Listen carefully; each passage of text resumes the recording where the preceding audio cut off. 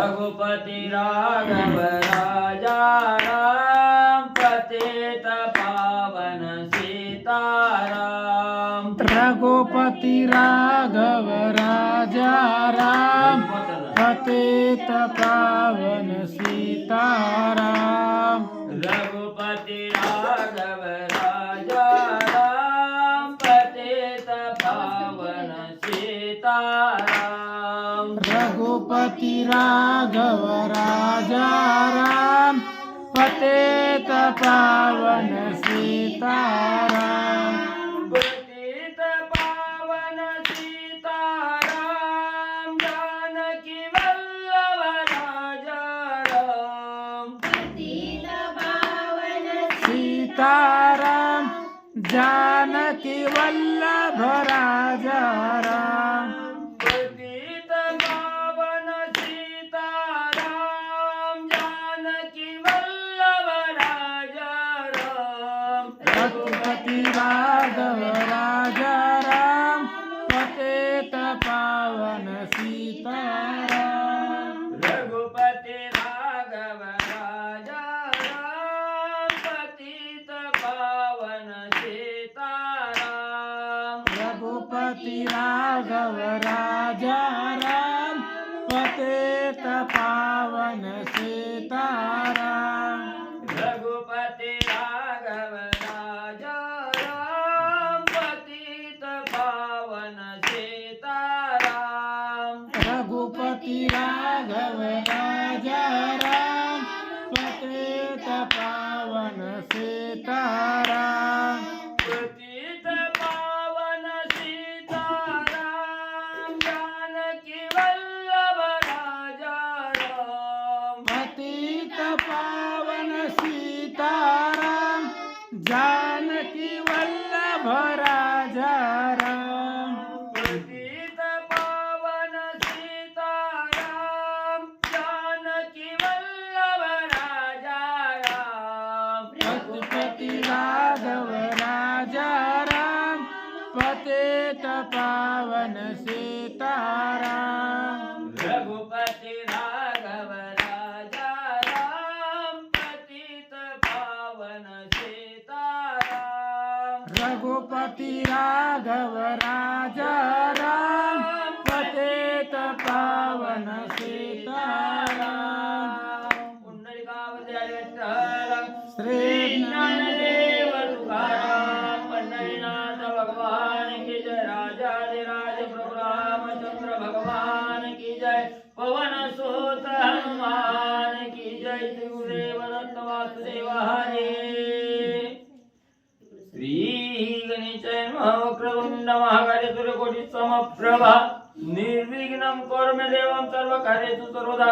गणनाथ रवि शुक्र बृहस्पति पंचायतानि स्मरे नित्यवेदवाणी प्रवर्तते। गुरुर्ब्रह्मा गुरुर्विष्णु गुरुर्देवो महेश्वरः। गुरुर्साक्षात् परब्रह्म तस्मै श्री गुरवे नमः। श्रोता वक्ता तुचितु देवाची रुक्मिणी वरा पांडुरंगाय नमः। पुंडलिकावती विठ्ठल श्री ज्ञानदेव तुकाराम पंढरीनाथ भगवान की जय। राजाधिराज प्रभु रामचंद्र भगवान की जय। पवन सुत हनुमान की जय। श्री गुरुदेव दत्त वासुदेव हरी। श्री गणेशाय नमः। श्री सरस्वते नमः। श्री प्रभु रामचंद्राय नमः। 150 अशोकवनी सीतेपासी दुष्ट दुर्धरा राक्षसी रावण ठेवी बेळसावयासी भय आपणासी वश होईल। श्री गणेशाला वंदन करून प्रभू रामचंद्राचं स्मरण आणि सद्गुरूशी शरण जाऊन कथेचं अनुसंधान। कालच्या अध्यायाच्या शेवटच्या वेळेला असणारं राजा रावणानं म्हणले असणारं त्या ठिकाणी आपले प्रधान सेनापती त्या ठिकाणी बोलवले। त्यांच्या समवेत असणाऱ्या सीतामाईला अशोक वनाच्या ठिकाणी ठेवलं गेलो आणि ज्या अशोक वृक्ष आहे ह्या अशोक वृक्षाच्या असणाऱ्या तळाला त्या ठिकाणी सीतामाईला बसवलेलं आहे आणि सीता माऊलीच्या रक्षणासाठी असणाऱ्या राक्षस स्त्रिया त्या ठिकाणी राजा रावण पाठवू लागलेला आहे, ठेवू लागलेला आहे. ह्या राक्षस स्त्रिया कशा आहेत त्या ठिकाणी? अकराळ विक्राळ असणाऱ्या आहेत, दिसायला असणाऱ्या कुरूप त्या ठिकाणी आहेत, विद्रूप चेहरा आहे त्या ठिकाणी. आणि एवढ्या दुर्धर असणाऱ्या राक्षसने सीतामाईच्या रक्षणासाठी सभोवती त्या ठिकाणी ठेवू लागला. ठेवण्याचं कारण काय आहे? सीतामाऊली पळून जाणार नाही, पण जेणेकरून त्या सीतेला असणारी भीती त्या ठिकाणी दाखवली. सीता भीतीयुक्त त्या ठिकाणी होईल आणि भीतीच्या पोटी असणारी सीता आपल्याला वश त्या ठिकाणी होईल, आपला स्वीकार त्या ठिकाणी करेल. म्हणून अतिशय क्रूर आणि दुर्धर असणाऱ्या राक्षसनी सीतेजवळ राजा रावण ठेवू लागलेला आहे. सीता संरक्षी नित्यवासी विकटा विकृता सभियसी विरूप विक्राळा राक्षसी अशोकवनासी त्याल्या. मग राजा रावणानं सांगितल्याप्रमाणे अतिशय विद्रूप चेहरा आहे, हातात लांब आहे त्या ठिकाणी, भलं मोठं असणारं तोंड आहे, केस गुडघ्याला त्या ठिकाणी लागलेले आहेत, भ्यासूर असणाऱ्या काळ्या कोळशासारखा चेहरा त्या ठिकाणी आहे. होठ बघायला गेलं तर लाल भडक होठ आहे त्या ठिकाणी, डोळं पांढरं शुभ्र मोठच्या मोठं डोळं त्या ठिकाणी. असं बघितल्याबरोबर गर्भगळीत समोरचा त्या ठिकाणी होईल. एवढ्या भ्यासूर असणाऱ्या राक्षसने राजा रावणानं सांगितल्याप्रमाणे सीतामाईचं रक्षण करण्यासाठी सभोवताली हजर झाल्या. नाना रूपा नाना कारा विक्राळा कराळा अति उग्रा बिंगुलवाण्या भयासुरा आल्या समग्रा सीतेपासी. मग त्या काही राक्षसी स्त्रिया आपल्यासारख्या एकसारख्या त्या ठिकाणी नव्हत्या. कोण असणारं शरीरानं आगडबमच्या तगडबम त्या ठिकाणी होतं.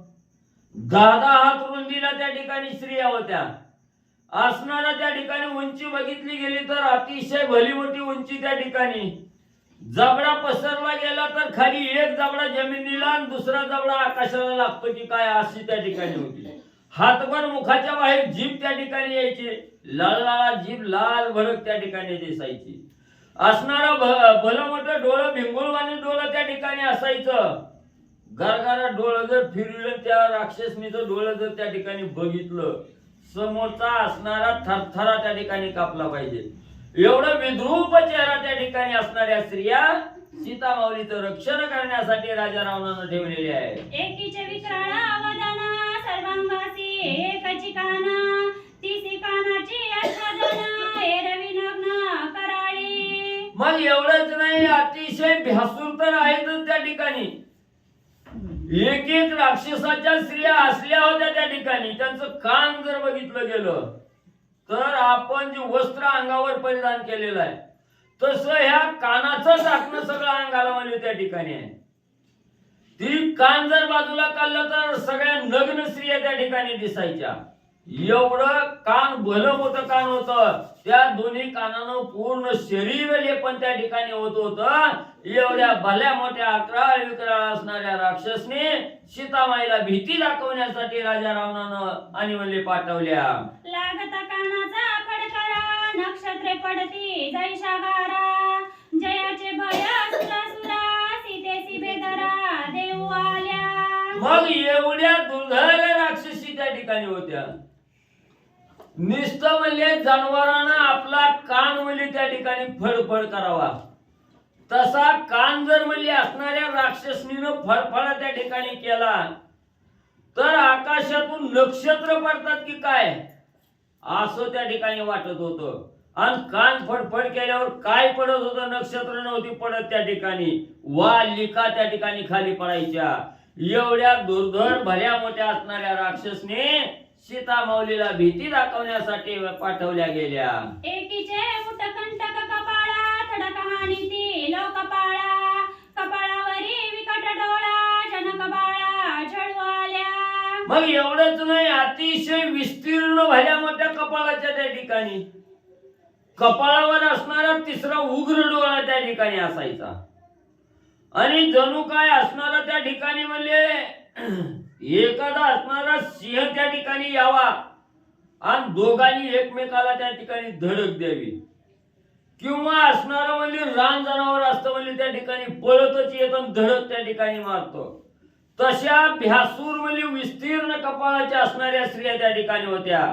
बघितलं की भीती वाटायची. नव चडी वली त्या ठिकाणी व्हायची, एवढी अवस्था त्या ठिकाणी पाहिल्याबरोबर होत होती. आणि अशा असणाऱ्या अकराळ विक्राळ स्त्रिया राजा रावणानं सीतामाईला भीती दाखवण्यासाठी पाठवल्या. एकीचे एक कान अंतरुण, दुसरा कान तो प्रावरण, काणी कांपती त्रिभुवन, सीतेसी छळण करू आल्या. एक एक स्त्रिया तर एवढ्या होत्या त्या ठिकाणी. एक कान म्हणजे आपण खाली अंथरून करतो तसं त्या कानाचं, एका कानाचं अंथरून आणि दुसऱ्या कानाचं पांघरून म्हणजे त्या ठिकाणी होत होतं. का त्या असणारा कान म्हणजे त्या स्त्रियाचं कान जर बघितलं गेलं तर असणाऱ्या काळाला सुद्धा भीती त्या ठिकाणी वाटत होती. मग बघणाराची अवस्था काय आहे त्या ठिकाणी. एवढ्या दुर्धर भल्या मोठ्या असणाऱ्या कानाच्या कपाळाच्या स्त्रिया सीतामाईला भीती दाखवण्यासाठी राजा रावणानं अशोक वनाच्या ठिकाणी पाठवल्या. एकी स्तन युधा दुर्धर, एक एक थान गावे बारा, स्तन गाते मारिया सुरा, सीतेसी बेदरा देऊ आली. मग एक एक राक्षस एवढं भलं मोठं होतं त्या ठिकाणी स्त्रिया. त्या असणाऱ्या स्त्रियाच्या छातीकडे बघितलं गेलं तर 12 गाव लांब. 12 गाव म्हणजे 4 कोसाचं एक गाव. 48 कोसाची छाती म्हणजे त्या ठिकाणी एका एका स्त्रीची त्या ठिकाणी दिसत होती. एवढं विद्रूप दिसणाऱ्या स्त्रिया, राक्षसाच्या स्त्रिया असणाऱ्या राजा रावणानं सीतामाईला भीती दाखवण्यासाठी पाठवल्या. व्यासुर मुखा दीर्घ दांताळी, दांती दिग्गजा करी रांगोळी, वीर निर्दाळी दातांतळी, सीते जवळी भय दावी. आणि पुरामध्ये असणार त्यांच्या जबड्यातली दातावळी जर बघितली गेली तर अतिशय म्हणजे हातीचे दात जसं असते तसं टोकदार दात त्या ठिकाणी. हात लांब म्हणले दात त्या ठिकाणी जबड्याच्या बाहेर आलेलं, अतिशय तीक्ष्ण धारधार असणार दात त्या ठिकाणी. असणारा समोर असणारा शत्रू बघितल्याबरोबर त्याचा असणारा त्या दातात घेऊन म्हणजे एका क्षणात म्हणजे निर्दळन म्हणजे त्या ठिकाणी करणाऱ्या एवढ्या व्यासूर स्त्रिया सीतामाईच्या रक्षणासाठी भीती दाखवण्यासाठी राजा रावणानं पाठवल्या. एकीची केस सलगंग पूर्ण, तिचे नेसने त्याची पांघरून, केस तिकटा जैसे बाण, केशाबेने जग पळे. मग एवढंच नाही, पुन्हा असणाऱ्या डोक्याची केस जर त्या ठिकाणी बघितली गेली तर पूर्ण त्या केसानं म्हणजे ती असणारी राक्षसाची स्त्री म्हणजे झाकून त्या ठिकाणी जायची. सगळं केसाचं सगळ्या अंगाला म्हणजे पायाच्या अंगठ्यापासून ती डोक्यापर्यंत म्हणजे सगळी केस त्या ठिकाणी लिप्त व्हायची, केसात झाकून म्हणजे त्या ठिकाणी जायची. ती केसाच्या आणि केस जर म्हणजे त्या ठिकाणी बघितली गेली तर अतिशय म्हणजे तलवारीच्या धारासारखी धार म्हणजे त्या केसाला होती. तीक्ष्ण धार असणारी केस त्या ठिकाणी होती. ती केसाची भीती बघितल्याबरोबर बघणारा म्हणजे त्या ठिकाणी पळून जात होता. याच्यात नवल नाही. जगच म्हणजे त्या असणाऱ्या राक्षसाच्या केसाला भिवून पळून म्हणजे जात होत. आजामुखी गजमुखी सिंहाश्वान शुकरमुखी, व्याघ्रवानरा तरसमुखी, घोडमुखी विक्राळा. पुन्हा म्हणले असणारी राक्षसाच्या स्त्रिया होत्या त्या म्हणजे वेगवेगळ्या असणारं चेहरा त्या ठिकाणी होतो. काही असणारं म्हणजे बकरीच्या असणाऱ्या तोंडासारखी त्या ठिकाणी दिसायची, काही असणारी गाढवाच्या तोंडासारखी, काही घोड्याच्या तोंडासारखी, काय असणाऱ्या म्हणजे शुक्राच्या डुकराच्या तोंडासारखी त्या ठिकाणी दिसायची. एवढी भ्यासूर म्हणजे त्या ठिकाणी राक्षसने सीतामाईचं रक्षण करण्यासाठी ठेवलेले आहे. खरोष्ट्र वक्त्र सलंब ओष्ट ओटे प्राणाचा भरिती गोटा, अवघ्या आलिया सीते निकट भय उद्भट दावा वया. मग काही असणाऱ्या स्त्रिया त्या ठिकाणी खरोष्ट्र मुखाच्या होत्या, म्हणजेच असणाऱ्या गाढवाच्या मुखाच्या त्या ठिकाणी होत्या. गाढवाचं होठ म्हणजे हात लांब म्हणजे त्या ठिकाणी हाताच्या तळव्या एवढं होठ म्हणजे त्या ठिकाणी असतात. तसं होठ म्हणजे खालचा होठ म्हणजे खाली छातीवर पडायचा आणि वरचा होठ म्हणजे असणारा वरी जर उचलला गेला तर डोक्याच्या वरी जायचा. एवढं असणारं होठ त्या ठिकाणी होतं. अतिशय भ्यासूर दिसायला त्या ठिकाणी होत्या. या असणाऱ्या एवढ्या विकृत असणाऱ्या राक्षसने सीतामाईला भीती दाखवू लागलेली आहे. सीतामाईला नाना प्रकारचा हावभाव करून आणि भीतीयुक्त असणाऱ्या सीतेला त्या ठिकाणी दाखवू लागलेले आहेत. विक्राळ मुका दीर्घ तांबडी, कंटकी जीवा तांबडी, ते देखता प्राणी प्राण, बक्षी मडी राक्षसांची. मग रंग बघायला गेला तर काळा कोळसा म्हणली त्या ठिकाणी, आणि जबडा वासला ना आतली जीभ जर त्या ठिकाणी बघितली तर रक्तासारखी लाल भडक, आणि दात म्हणले पांढरं त्या ठिकाणी. किती विद्रूप त्या ठिकाणी दिसायचं. असल्या विद्रूप स्त्रिया असणाऱ्या राक्षसाच्या स्त्रिया सीतामाईला म्हणजे नाना प्रकारचा हावभाव करून भीती दाखवू लागलेल्या आहेत. राक्षस भक्षती मनुष्यांची, विक्राळ भक्षती राक्षसांची. तिसी रावणा धाडी सीतेपासी, भयापणासी वरावया. जे राक्षस मनुष्याला त्या ठिकाणी खातात, ज्या राक्षसाचं मनुष्य हे खाजा आहे, त्या राक्षसाला अतिशय विक्राळ असणारी राक्षस आहे ती राक्षस ह्या राक्षसाला त्या ठिकाणी खात होती. आणि ह्या अशा असणाऱ्या दुर्धर स्त्रिया त्या ठिकाणी राजा रावणानं जेवढ्या जास्तीत जास्त दुर्धर आणि अकराळ विक्राळ आहेत, तेवढ्या स्त्रिया सीतेमाईला भीती दाखवण्यासाठी पाठवल्या गेल्या. आणि त्या स्त्रिया राजा रावणाचं वचन ऐकून सीतामाईला भीती दाखवू लागलेल्या आहेत. वाकडे मुख दीर्घ नाक तेही लांब व्हावे विषेख. जीच्या श्वासावरती जेग देका शतानुशतका तळमळता. मग म्हणजे असणारा त्या ठिकाणी तोंड बघायला गेलं तर वाकडं तिकडं तोंड, नाक बी म्हणली त्या ठिकाणी वाकडं, आणि त्या नाकातनं श्वास जर त्या ठिकाणी घेतला तर कितीतरी प्राणी व्याकुळ व्हायचं. त्या नाकावाट श्वासावाट नाकात म्हणजे त्या ठिकाणी शिरायचं. त्याने श्वास घेतला की समोरचा प्राणी मात्र व्याकुळ म्हणजे त्या ठिकाणी व्हायचं. आपलं भक्षण आता होतंय याची भीती घ्यायची, लांब पळून त्या ठिकाणी जायचे. एवढ्या दुर्धर राक्षसनी सीतामाईला आणि भीती दाखवू लागलेल्या आहेत.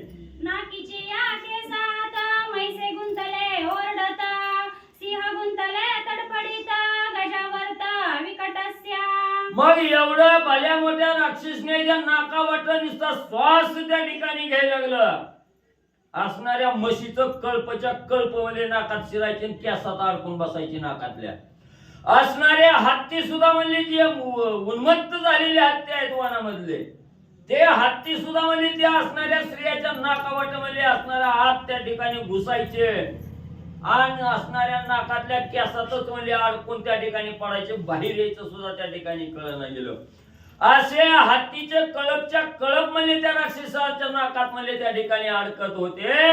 एवढ्या भल्या मोठ्या नाकाची असणाऱ्या राक्षसने सीतामाईला भेडसावू लागलेले आहेत. नखायुधा क्रूर मुख सलंब नखे अतितिख, तिही लांब क्रोश एका इंद्रादिका कांपती. एवढंच नाही, पुन्हा त्यांच्या असणाऱ्या हाताची नख जर त्या ठिकाणी बघितली गेली तर तलवारीच्या धारासारखी धारदार असणारी नख, आणि ती काय बारकी नव्हती, एक कोस लांब म्हणजे असणारं नख त्या ठिकाणी होतं. एवढंच नाही, त्या राक्षसाच्या नकाला म्हणजे असणारं देव ब्रह्मदेव सुद्धा म्हणजे त्या ठिकाणी भीत होत. सगळ्या देवाला सुद्धा म्हणजे त्या राक्षसनीच्या नकाची भीती त्या ठिकाणी वाटत होती. एवढ्या दुर्धर राक्षसनी सीतामाईला भेडसावण्यासाठी राजा रावणानं ठेवलेले आहे. नकागाता अति उद्भट घाय शस्त्र करी पीठ, नखे पर्वत करी सपाट दुर्धर दुष्ट नखायुधा. त्या नखामध्ये एवढी शक्ती त्या ठिकाणी होती. त्या नखानं म्हणजे निस्ता असणारा भला मोठा पर्वत जरी असला तरी त्या नखानं म्हणजे चूर्ण त्या ठिकाणी करीत होती. नख हेच असणारं शस्त्र म्हणजे त्या राक्षसनीचं त्या ठिकाणी होतं. एवढं दुर्धर नख त्या ठिकाणी होतं. सगळ्या देवाला सुद्धा भीती त्या राक्षसनीच्या नखाची त्या ठिकाणी वाटत होती. एकपादानी त्रिपादा पंचपादादी हस्तपादा, शस्त्रास्त्री सन्नतबद्धा आलिया उन्मदा राक्षसी. मग काही राक्षसी म्हणजे 2 पायाच्या होत्या, काही राक्षसनी 3 पायाच्या, काही राक्षसनी 5 पायाच्या.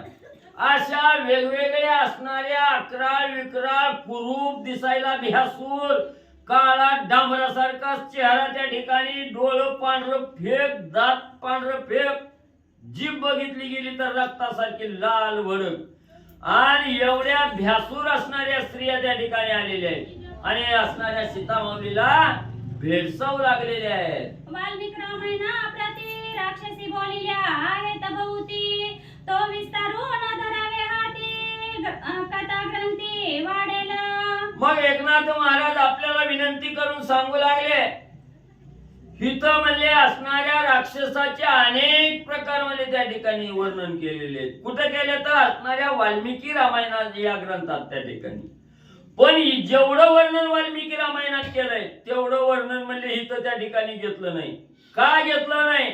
असणाऱ्या ऐकणाऱ्या मंडळीला असणारं बोर वाटल, झोप लागल, काय हे नुसतं राक्षसनीचं कथानक त्या ठिकाणी लावलंय. म्हणून म्हणले फक्त तुम्हाला बी कसल्या राक्षसनी आहे ते ही समजावं म्हणून थोडक्यात सांगितलंय. जास्त जर विस्तार बघायचा असला तर वाल्मिकी रामायणात त्या ठिकाणी बघा. इथं थोडक्यात माहिती त्या ठिकाणी सांगितली गेली. एकनाथ महाराज सांगू लागले, पुढील कथेची संगती कृपा करावी साधू संती, स्वय रावणा राक्षसी प्रती काय उपपत्ती बोलला. मग एवढं थोडक्यात असणाऱ्या राक्षसाविषयीची माहिती त्या ठिकाणी सांगितली. श्रोते मंडळी, तुम्ही महिषाची मूर्ती आहात, संत मंडळी तुम्ही आहात त्या ठिकाणी, म्हणून तुम्ही माझ्यावर अवकृपा त्या ठिकाणी करू नका. पाल्ला लावला, राक्षसाचं वर्णन त्या ठिकाणी सांगण्यात वेळ घालवला. तर आता ऐका म्हणले, थोडक्यात राक्षसाची माहिती सांगितली, त्याला दूषण त्या ठिकाणी देऊ नका. पुढचं अनुसंधान त्या ठिकाणी ऐका. अशा प्रकारच्या भ्यासूर दुर्धर असणाऱ्या अकराळ विक्राळ असणाऱ्या राक्षसने राजा रावणानं अशोक वनाच्या ठिकाणी ज्या वृक्षाच्या खाली सीतामाईला ठेवलेला आहे त्या सीतामाईच्या सभोवताली तिला भीती दाखवण्यासाठी असणाऱ्या राक्षसनी पाठवल्या गेल्या. रावण सांगे राक्षसीसी दुर्धर भेडसावा सीतेसी, गर्जन तर्जना ती आवेशी अट्टहासासी गर्जनी. मग राजा रावणानं सगळ्याचा असणारी सभा घेतली, सगळ्याला बोलवलं, सांगितलं एकानं सुद्धा ढिलं वागायचं नाही म्हणजे त्या ठिकाणी. अशी भीती दाखवा, असं आरडा की तुमचा आरडण्याचा आवाज म्हणजे 10 दिशेला त्या ठिकाणी घुमला पाहिजे. एवढंच नाही, असा हावभाव त्या ठिकाणी करा की सीता तुम्हाला भिली पाहिजे आणि तुम्हाला म्हणली पाहिजे की मी राजा रावणाला वश त्या ठिकाणी होते, राजा रावणाचा स्वीकार त्या ठिकाणी करते. एवढी भीती म्हणजे त्या ठिकाणी दाखवा. असा राजा रावणानं सगळ्या राक्षसनीला दम देऊन सांगितलं गेलं. ऐसे करावे गर्जना तिच्या चाळकांपे मन, अत्यंत होऊनी उद्विग्न मूर्छापन्न भयभीत. आणि एवढा अर्धा की तुमचा कालवण गोंधळ बघून म्हणजे सीतामाऊली म्हणजे थरथरा त्या ठिकाणी कापली पाहिजे. थरथरा कापलीच नाही, ए बायानो तुम्ही गप बसा, मी म्हणजे राजा रावणाचा स्वीकार करते असं जोपर्यंत म्हणत नाही तेवढं म्हणजे तुम्ही आरडा. सुखेवरी ना विरावण ऐसे बोले जेव्हा आपण, तववरी भया दाविजे संपूर्ण जव शरण माझा होया. आणि कवर वळणायचं नुसतं 5 तास नाही म्हणले तरी बाय ऐका ना ते 8 वाजता जी वरडायला चालू करायचंय ती 10 वाजता म्हणजे बंद करायचं त्या ठिकाणी. ह्या 2 तासात म्हणजे असणारी सीता ही मला शरण आलीच पाहिजे आणि सीतेनं म्हणजे सांगितलंच पाहिजे की तुम्ही गोंधळ बंद करा, मी राजा रावणाला शरण आले, राजा रावणाचा स्वीकार त्या ठिकाणी करते, राजा रावणाला वश मी झाले असं जोपर्यंत म्हणत नाही तोपर्यंत म्हणजे भला मोठ्या आवाजानं म्हणजे किंकाळ्या तिच्या कानावर म्हणजे त्या ठिकाणी टाकायच्या. माझा आलिया अनन्य शरण तिसी करावे सुख शांतवन, सीते तुझे भाग्य धन्य जे दशानन तुझ कांत. आणि पुन्हा म्हणायचं, तुम्हाला बिहून ज्यावेळी ती असणाऱ्या राजा रावणाला शरण आले म्हणील त्यावेळी तिचं सांत्वन करा, तिला धीर द्या आणि तिला काय म्हणा, सीता तुझ्यासारखी धन्य दुसरी स्त्रीच त्या ठिकाणी नाही, तुझं भाग्य थोर म्हणून राजा रावणासारखा पती तुला त्या ठिकाणी मिळाला, तुझं नशीब आहे, अतिशय श्रेष्ठ असणारं नशीब आहे असं म्हणून म्हणजे तिची असणारी समजूत त्या ठिकाणी घाला.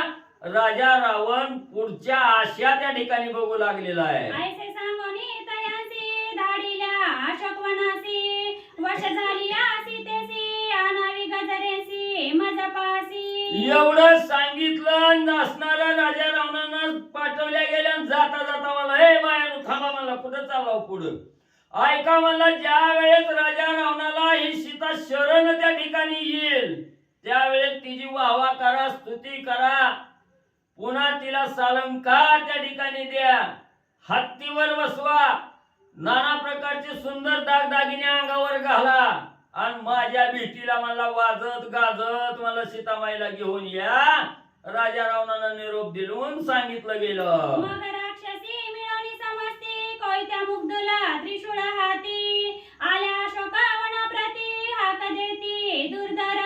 राजा बोले दल हारी या नियमाप्रमाणे असणाऱ्या राक्षसनीने राजा रावणाचं वचन ऐकलं गेलं. लगेच आपण दिल्या घेतल्याचं कामाचं म्हणून त्या ठिकाणी हल्ल्या गेल्या. हातामध्ये धारदार शस्त्र त्या ठिकाणी घेतली, भालावरची कोयत जी काय राक्षसाचं शस्त्र आहे ती घेतलं आणि नाचत वाजत गाजत ज्या ठिकाणी सीतामाई अशोकवनात आहेत त्या ठिकाणी असणाऱ्या गर्जना करत राक्षसनी येऊ लागल्या. हाती गरजले अंबरा स्वर्गी कापती सुरवरा भूताळी गरजती नर किन्नरा ऋषीश्वरा भयभीत. मग एवढ्या भ्यासूर असणाऱ्या राक्षसने हातामध्ये धारदार शस्त्र आहेत त्या ठिकाणी एवढा आवाज करत सीतामाईकडे येऊ लागल्या. आकाशातून 33 कोटी देवांनी पाहिलं गेलं. देव चिंतातूर त्या ठिकाणी झाले. यक्ष गणगंधर्व किन्नर आहेत त्यांनी पाहिलं गेलं. आता काही सीतामाईचं खरं नाही त्या ठिकाणी, काहीतरी विपरीत होतं की काय याचा धाक त्या ठिकाणी घेतला. भीतीयुक्त सगळे झाले. पृथ्वी तलावरचे ऋषी मंडळी जपी तपी त्या ठिकाणी पाहिलं गेलं. त्यांनाही त्या ठिकाणी भीती सीतामाई विषयी वाटू लागली. राक्षसी करती दीर्घराव सीता मारुनी मांस खाव तुझे कंठीचे रुधिर पिवा आणि हारले ओ हाडांचे. लगेच असणाऱ्या राक्षसनी राजाच्या असणारं वचन ऐकून त्या ठिकाणी सीतामाऊलीच्या जवळ आल्या. सीतामाऊलीच्या भोवताली घंगोरडा त्या ठिकाणी घातला गेला आणि बोलू लागल्या, हे सीता, आम्ही असणाऱ्या मालकाचा मुली त्या ठिकाणी तुला आम्ही सांगतोय तसं करावं लागल. आणि जर तू नाही ऐकलं गेलं तुझा हितच म्हणजे नरडीचा घोट त्या ठिकाणी घेऊ, असणार रक्त म्हणजे त्या ठिकाणी आम्ही सगळं पिऊ, मांस वाटून वाटून त्या ठिकाणी खाऊ, लहान तुझ्या असणाऱ्या आतड्या पारड्याचं असणार हार म्हणजे गळ्यात घालून फिरू. एवढा दम पहिल्यांदा म्हणजे राक्षसनी सीतामाऊलीला देऊ लागल्या. तुझे सर्वांगाची आशिरी करू शेवयांची खिरी काळी काढोनी बाहेरी कोशिंबिरी करू आम्ही. आणि एवढंच नाही, तू जर आमचं नाही ऐकलं त्या राजा रावणाला नाही वशी त्या ठिकाणी झाली तर तुझ्या अंगात शरीरात म्हणजे जेवढ्या शिरा आहेत तेवढ्या शिरा काढीन आणि शेवयाचा भात केल्यासारखा म्हणजे शेवयाचा भात करून म्हणजे त्या ठिकाणी खाऊ आणि तुझं असणार काळीज म्हणजे त्या ठिकाणी बाहेर काढू आणि शेवयाच्या भातावर म्हणजे कोशिंबीर खाल्ल्यासारखं म्हणजे ती काळीज म्हणजे त्या ठिकाणी खाऊन टाकू. राजा रावणाला लवकर म्हणजे वश हो. आयशी अगरजती राक्षसी अवघ्या आल्या सीतेपासी तव ते भया भासोनी सीतेसी श्रीराम स्मरणे निशंक. मग एवढ्या असणाऱ्या सीतामाऊली पैसे आलेल्या आहेत राक्षसनी, नाना प्रकारच्या वल्गना करू लागलेल्या आहेत, भीती दाखवू लागलेली आहे. एवढ्या भ्यासूर अकराळ विक्राळ त्या ठिकाणी स्त्री आहेत राक्षसाच्या. सीतामाऊलीनं बघितलं गेलं पण अखंड असणाऱ्या मनामध्ये अखंड प्रभू रामचंद्राच्या रामनामाचं स्मरण त्या ठिकाणी चालू आहे. मग जिथं रामनामाचं स्मरण आहे तिथं विघ्न काहीही त्या ठिकाणी करू शकत नाही. असणारं विघ्न एका क्षणात त्या ठिकाणी नाहीच होतं. त्या रामनामस्मरणाच्या जोरावर सीतामाईला या समोर ज्या राक्षसनी भीती दाखवू लागलेली आहे त्यात यत किंचितही असणारं भय त्या ठिकाणी नाही. रामनामावर ठाम असणाऱ्या सीतामाऊल्या त्या ठिकाणी त्याच्यामुळं कसलीही भीती सीतामाईच्या मनामध्ये त्या ठिकाणी आणि म्हणजे नाही. देखता सीतेचे दर्शन राक्षसी झाल्या कंपायमान सीतेने पाहिल्या क्षोभन आमचा प्राण घेईला. मग सीतामाऊली अखंड फक्त मुखामध्ये राम राम राम राम राम राम या राम नामाच्या पुढे दुसरं काहीही सीतामाई जवळ त्या ठिकाणी नव्हतं. आणि ज्या राक्षसनी सीतामाईला छळण करण्यासाठी त्या ठिकाणी आलेल्या होत्या त्याने असणाऱ्या सीतामाईच्या चेहऱ्याकडे त्या ठिकाणी पाहिलं गेलं. ज्या राक्षसनीला वाटत होतं आपल्याला पाहून सीता घाबरल त्याच राक्षसनी सीतामाईला पाहून त्या ठिकाणी घाबरू लागल्या. आता काय खरं नाही म्हणजे आपल्यापेक्षा भ्यासूर म्हणजे ही असणारी सीता त्या ठिकाणी दिसू लागली. आता ही सीता म्हणजे आपल्यालाच काय ठेवती का नाही म्हणजे आपल्यालाच खाऊन टाकते का काय असं सीतामाईकर बघून राक्षसाला त्या ठिकाणी वाटू लागलं. का वाटलं गेलं तर समोर सीतामाईकर बघितलं गेलं. सगळीकडे राममय अवस्था सीतामाईची त्या ठिकाणी झालेली होती. मुखामध्ये फक्त रामनामाचं स्मरण त्या ठिकाणी होतं आणि हे रामनाम असणाऱ्या राक्षसाने ऐकलं गेलं आणि त्या रामनामाचा धाक राक्षसनींनी त्या ठिकाणी घेतला गेला. सीता देखताची दृष्टी भय पळाल्या उठाउठी राक्षसी भयभीत पोटी गोष्टी उपराटी येथे झाली. ज्या राक्षसनी सीतामाईला भीती दाखवण्यासाठी आल्या त्या राक्षसनीने सीतामाऊलीचा चेहरा बघितल्याबरोबर रामनाम कानावर त्या ठिकाणी ऐकायला मिळाल्याबरोबर गर्भगळीत राक्षसनीच त्या ठिकाणी झाल्या आणि सीतामाईला बिहून मुली त्या ठिकाणी दिसल त्या वाटेनं म्हणजे माघारी पळून जाऊ लागल्या. सीता असणाऱ्या राक्षसनीने विचार केला काय म्हणजे आपण ज्या असणाऱ्या बाईला भीती दाखवायला आलो त्याच बाईची भीती म्हणजे आगंतुक आपल्याला त्या ठिकाणी वाटायला लागली. सगळी गोष्ट म्हणजे उपराठी त्या ठिकाणी होऊ लागले. बेळसाऊ जाता सीतेसी भयभीत झाल्या राक्षसी श्रीराम स्मरणाची महिमायशी द्वंद्व भक्ताची बादिना. मग असणाऱ्या ज्या राक्षसनी सीतामाईला भीती दाखवण्यासाठी भेडसावण्यासाठी आलेल्या होत्या त्याच राक्षसनी गर्भगळीत झाल्या, भीती घेतली गेली, पळून जाऊ लागल्या. म्हणून ग्रंथकर्ते सांगतात हे एवढं श्रेष्ठ कशात आहे त्या ठिकाणी फक्त रामनामाचं सामर्थ्य आहे त्या ठिकाणी. ज्या सद्भक्तानं अखंड रामनामावर आरूढ झालेला आहे जो साधक असणाऱ्या रामनामाचं नित्य स्मरण त्या ठिकाणी करतो, नित्य कवा तरी नाही, जो साधक नित्य स्मरण त्या ठिकाणी करतो त्या साधकाला कसलीही द्वंद्वबाधा त्या ठिकाणी कसलंही दुःख कसलंही संकट बाधा करू देत नाही. असणारा भगवंत तत्पर त्या असणाऱ्या भक्ताला धावून त्या ठिकाणी येतो, संकटात मदत करतो आणि त्या संकटापासून त्या सद्भक्ताचं रक्षण असणारा भगवंत त्या ठिकाणी करतो. एवढं सामर्थ्य रामनामामध्ये आहे. म्हणून या रामनामाच्या जोरावर राक्षसनी सीतामाईला भिवून त्या ठिकाणी पळून जाऊ लागल्या. मग रावण सांगती निशाचरी सीता मुझे भयन धरी आम्हा सीतेचे भय भारी सर्वांपरी निशंक. मग ज्या सीतामाईला भेडसावायला आलेल्या होत्या त्या महागारी सीतामाईला भिवून महागारी पळून गेल्या. मालकाला सांगू लागल्या मालक तुम्ही दिलेल्या पैशाचं काम केलं, पैसे एवढं काम आम्ही पार पाडलं, गेला भीती दाखवायला लागला पण ती बाई कसलीच म्हणजे भीत नाही म्हणजे त्या ठिकाणी आणि तिला बी हसवायला तिच्या समोर गेलो तर आम्हालाच म्हणजे त्या ठिकाणी भीती वाटायला लागली. आम्हाला तिच्या समोर म्हणजे त्या ठिकाणी उभं राहायला नग वाटलं. म्हणून आम्हीच म्हणजे भिवून इकडं म्हणजे पळत आला. राजा रावणाला वार्ता सांगू लागल्या. तव रावण म्हणे सती सीता निशंक निधडी पतिव्रता हे मज भोगवे ना सर्वता कष्टव्रता गेले माझे. मग राजा रावणाला ज्या वेळेस राक्षस स्त्रियांनी सांगितलं गेलं तेव्हा राजा रावणाच्या जीवाची तगमग चालू झाली. त्या ठिकाणी तळमळ करू लागला.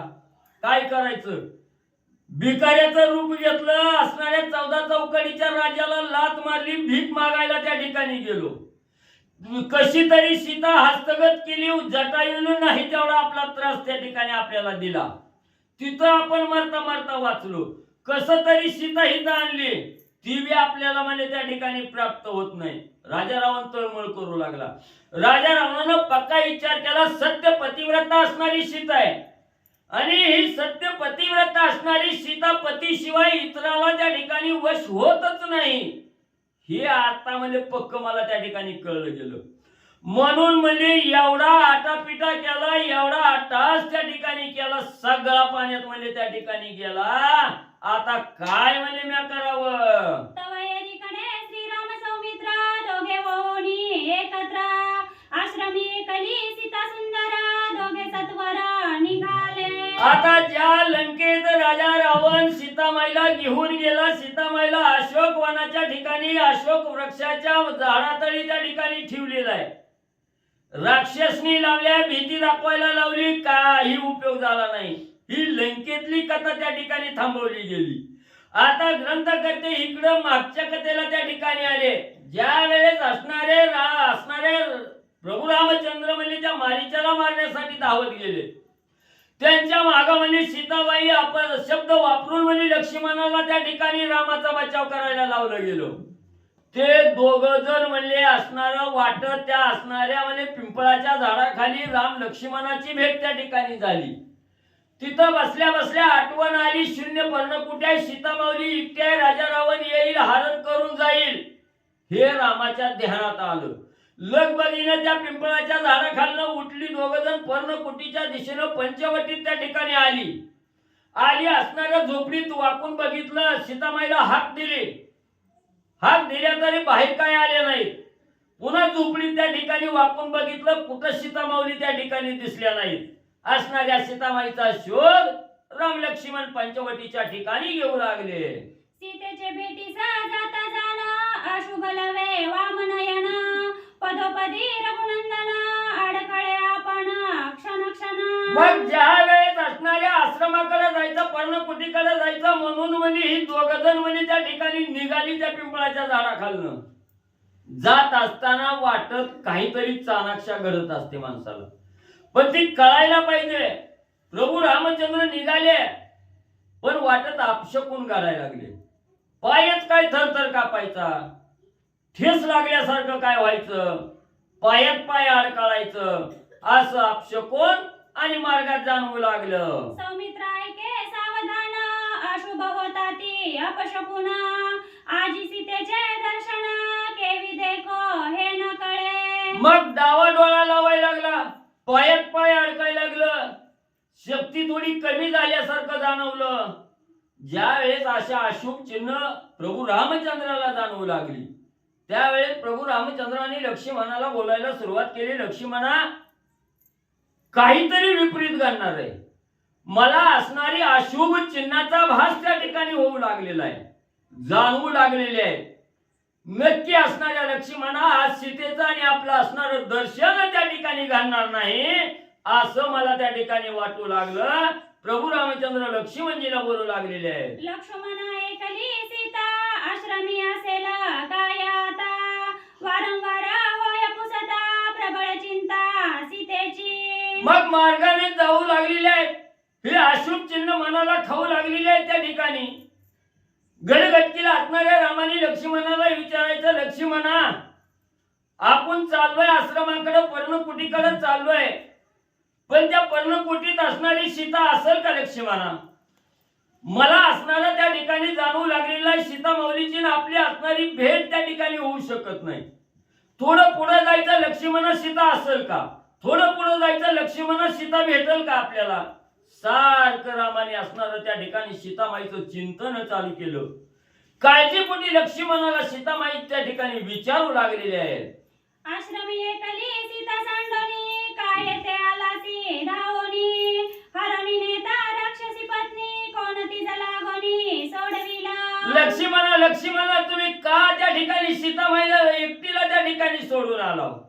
किती वेळा मी तुम्हाला बजावून सांगितलं होतं, काही जरी जीवावर संकट त्या ठिकाणी उतरलं गेलं, या देहातून प्राण निघून जाण्याची वेळ आली तरी एकटी सीतामाई सोडू नका, सीतामाईची काळजी करा. मी बाहेर येईपर्यंत 10 वेळेस माघारी वळून लक्ष्मणा सांगितलं होतं. तुम्ही का सीतामाईला एकटीला त्या ठिकाणी सोडून आला? सीतामाईचं असणारं हरण म्हणजे राक्षसांनी येऊन जर त्या ठिकाणी नेलं, हाय का कोण तिथं काय वार घ्यायला? हाय का कोण सीतामाईची सोडवणूक त्या ठिकाणी करायला? लक्ष्मणा तुम्ही सीतामाईला एकाएकी सोडून का इकडे त्या ठिकाणी आला? चिंतन रूपी वाचा असणाऱ्या लक्ष्मणा बरोबर प्रभू रामचंद्र करू लागलेले आहेत. प्रियच्या शूद्र बोलासाठी त्वकारा घे सोडली पंचवटी सीता हरिला रावण हट्टी बुद्धी खोटी तुवा केली. मग सुरुवातीलाच असणाऱ्या रामाने विचारलं, लक्ष्मणा तू काय या ठिकाणी आला? त्यावेळेस लक्ष्मणजींनी सांगितलं होतं, मी येणार नव्हतो, तुमच्या वचनाला बांधील त्या ठिकाणी होतो, पण असणाऱ्या मातेनं मला नाही ते अपशब्द वापरले, त्या शब्दापोटी मी या ठिकाणी आलो. म्हणून प्रभू रामचंद्र सांगू लागले, लक्ष्मणा एवढं स्त्रियाचं बोलणं मनावर त्या ठिकाणी घ्यावं, एका बाईच्या शब्दासाठी तू या ठिकाणी इथपर्यंत आला गेला, एवढं मनावर त्या ठिकाणी घेतलं लक्ष्मणा. आणि आता जर म्हणजे असणार राक्षस त्या ठिकाणी आलं, सीतामाईचं हरण त्या ठिकाणी केलं, तर त्या सीतामाईला सोडवण्यासाठी कोण हाय का तिथं जवळ? मग आता काय त्या ठिकाणी करावं? सीतामाऊली असेल का आपली असणाऱ्या पर्णकुटीच्या ठिकाणी? प्रभू रामचंद्र चिंतन रूपी वाचा करू लागले. अशुभ होता ती अपशकुन ते नेहमी अत्यंत उद्विग्न सीता मागुती देखेना हे सहसा मन मानिना. लक्ष्मण माझं मन उद्विग्न त्या ठिकाणी झालंय. मला नाना प्रकारचे अशुभ चिन्ह त्या ठिकाणी जाणवू लागलेले आहे.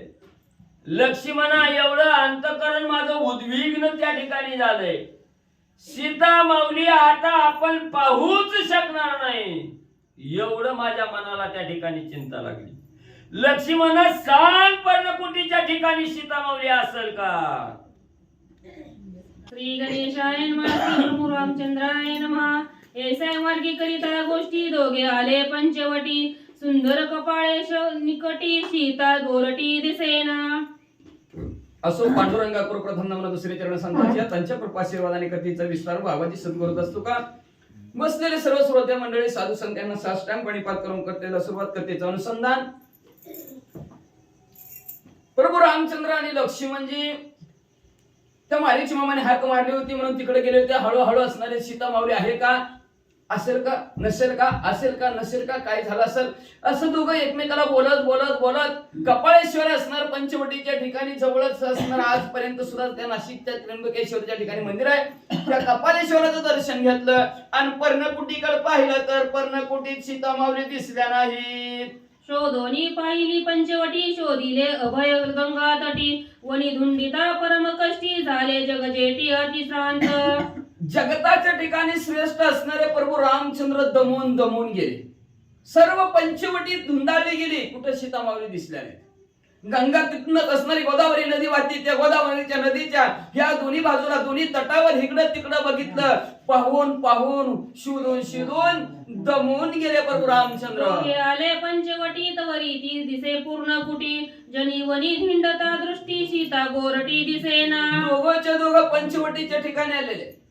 सर्वत्र असणारं पाहू लागलं. चारी बाजूनं पंचवटीच्या ठिकाणी ज्या ठिकाणी पर्णकुटी केलेली होती त्या पर्णकुटीत आत बाहेर इकडं तिकडं सर्वत्र पाहिलं पण सीता माऊली काय दिसना गेल्या. जरी शुद्धी पुसावी ऋषीजनी तरी ते पळाले जीव घेऊनी मनुष्य मात्रे न दिसे वनी तव लक्ष्मण मनी दाखू. मग काही असणारे ऋषी मंडळी त्या तिथं राहत होते. मग त्या ऋषी मंडळीला विचारू म्हणजे आमची सीता माऊली तुम्ही बघितली का? पण ज्या वेळेस असणारा राजा रावण तिथं आला त्या राजा रावणाच्या भेन सगळे ऋषी मंडळी पळून गेले होते. तिथं मनुष्यच कोणी शिल्लक राहिलं नव्हतं. मग लक्ष्मण म्हणले ह्याला विचारू त्याला विचारू कोणाला विचारायलाच माणूस नाही. मग तो जास्तच घाबरले लक्ष्मणजी. काय झालं बाबा? श्रीराम दाखत होता पोटी तेची येते घडली गोष्टी अपेश पात्र झालो सृष्टी लक्ष्मणा पोटी अति चिंता. म्हणले प्रभू रामचंद्र वाटणी दादाजी काय बोलत होतं तेच घडून आलं काय की म्हणले असणार. त्या राजा रावणाने हट्टी राजा रावणाने सीतामाऊलीला पळवून नेलेला असावं. म्हणजे तो इथं आला असेल नक्की सीतामाऊलीला त्याने पळवून नेलं असेल. आता ते अपयश त्या सीतामाऊलीला राजा रावणाने पळवून नेलेलं खापर माझ्या डोक्यावर आता फुटल्याशिवाय राहत नाही. काय करू? लक्ष्मणे हरविली सीता अपेश बैसले माता काय मी सांगो रघुनाथा शोधिता सीता दिसेना. सर्वत्र असणारी पाहिली काळजी लागली लक्ष्मणजीला. चिंता काय करावं काय करावं. आता सीता माऊली राजा रावणाने पळवून नेली. ही जी काय अपयश आहे हे अपयश माझ्या डोक्यावर फुटणार. त्याचं खापर माझ्या डोक्यावर फुटणार. मला आता काय तोंड दाखवू प्रभू रामचंद्राला, काय म्हणून सांगू, कसं बोलू. सर्वत्र शोधल्या सीता माऊली काय दिसेना. शुद्धी पुसो जाता वनी तव वृक्ष खंकरले फळ पुष्पांनी जेवी अंतरल्या जननी दिन वदनी अपत्ये. कुठल्या तरी एका झाडाला विचारू सीता माऊली तुम्ही बघितल्या का हो, तुम्हाला दिसल्या का हो? तर ती झाडं फार खापरून गेली, वाळून गेलेली झाडं. त्या झाडाला पाणी बी नाही फुल बी नाही. सुकून गेलेली झाडं सुकून गेली.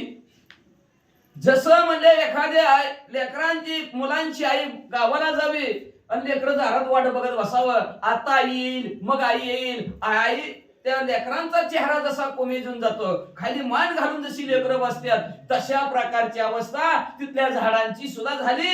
झाडांना तरी कसं विचारावं? वृक्षस्रवती संपूर्ण पशु पक्षी करीती रुदन वनस्वी गेले पळून अवदशा पूर्ण वना आली. वनाच्या ठिकाणी पूर्ण अवदशा आली का? वनाच्या ठिकाणची जी काय वनदेवता होती, त्या वनदेवतेची अधिष्ठात्री कोण होतं? तर सीतामावली आदिमाया आदिशक्ती होती. ती शक्तीच निघून गेली. आपल्या अंगातली ताकद निघून गेली. ताकद म्हणजे शक्ती. काय कामाचं राहतो का आपण? काहीच कामाचं राहत नाही. तसं त्या वनराईच्या ठिकाणची वनदेवताच निघून गेली आणि वनदेवतेची अधिष्ठाता सीतामावली आहे, ती सीतामावली निघून गेली. त्याच्यामुळे ओसाड वन दिसू लागलं, झाड वाळलेली दिसू लागले, पशु पक्षी सुद्धा असणारे केविलवाणी बारकी तोंड चेहरा करून बसलेली. एवढंच नाही, पाषाण पाझर फुटती रे. पाषाणाला जसं पाझर फुटावं तशा प्रकारचं झाडाला पाझर फुटलेलं आहे. पशु पक्षी सुद्धा रडत बसलेले आहेत. पक्षिणी पडल्या पारदिया हाती पिली चरपडती फडफडती तेवे नेलिया सीता सती झाली उपहती आश्रमी. ह्या आश्रमाच्या ठिकाणची परिस्थिती कशी झाली? जसं म्हणजे एखादा असणारा शिकारी आणि त्या शिकारीने जाळं टाकावा आणि जाळ्यामध्ये पक्षी अडकवावेत आणि त्या पक्ष्या अडकल्यानंतर त्या पक्ष्यांची अवस्था त्यांच्या पिल्ल्यांनी बघावी. पिल्ल्यांची जी कशी अवस्था होती, आता किती त्रास होत असा. आई वडिलांना कोंडावड्यात टाकलं, पिल्लेला कसं वाटतं? इकडून येणार तिकडून येणार, चिवचिव करणार, पळणार, घाबरणार. तशा प्रकारची वनाच्या ठिकाणच्या सर्व पशु पक्ष्यांची अवस्था झाली. सीतेचे नि दुःखे जाण सर्वांगी द्रवती पाषाण थेंबटे गाळो लागले तृण दुःख दारुण सर्वांसी. सर्वांना भरपूर दुःख झालं त्या वनाच्या ठिकाणी जेवढे जेवढे राहत होते ते. गवताला सुद्धा दुःख झालं. गवतातनं सुद्धा असणारं पाणी थेंब थेंब थेंब सांडू लागलं. पाषाण पाझर फुटलं. पाषाणाला सुद्धा असणारं एवढं सीतामावली विषयी प्रेम अंतकरणाच्या ठिकाणी निर्माण झालं. पाषाणातनं दगडासारखे माणसं असतात. दगड काय माणसं काय, तशाला सुद्धा असणारा पाझर फुटला गेला. प्रत्येक जण असणार दुःखी झालेला आहे. काय करावं काय करू नये असं सर्वांना वाटू लागलं. दे कोणी उपहाती श्रीराम सुखावला चिंती करावया अवतार ख्याती निज पुरुषार्थी उद्धवतो. मग अशा प्रकारची परिस्थिती प्रभू रामचंद्राने बघितली आणि आपण आलोय कशासाठी याची जाण प्रभू रामचंद्राला झाली.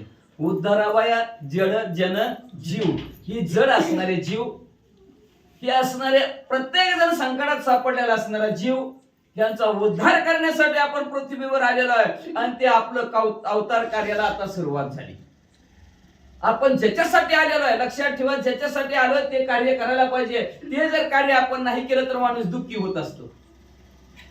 मग तसं प्रभू रामचंद्र म्हणजे आपण अवताराला जे कार्य करण्यासाठी आलेलो आहे त्या कार्याला आजपासून सुरुवात होणार. म्हणून प्रभू रामचंद्राला आनंद झाला. नाहीतर कोण म्हणलं, नाहीतर आता बायको राक्षसाने पळून नेलं, कोण आनंदी होतंय का? कोणीच होणार ना, सगळे दुःखी होणार. पण प्रभू रामचंद्राला आनंद झाला का? आपण आलोय कशासाठी आणि ते कार्य आता आपल्या हातून होणार, म्हणून प्रभू रामचंद्राला आनंद झाला. सज्ञान माझी सीता सती जे सैन्य रावणावदार्थी स्वयं गेले लंके प्रति राक्षसा ख्याती लावावया. कोण म्हणतं पळवून नेलं? जग काय दोन तुंडे मांडूळ आहे. कोण म्हणतं मनाने गेली, कोण म्हणतं पळवून गेली. पण माझी सीता मावली मला माहिती आहे कशासाठी गेली.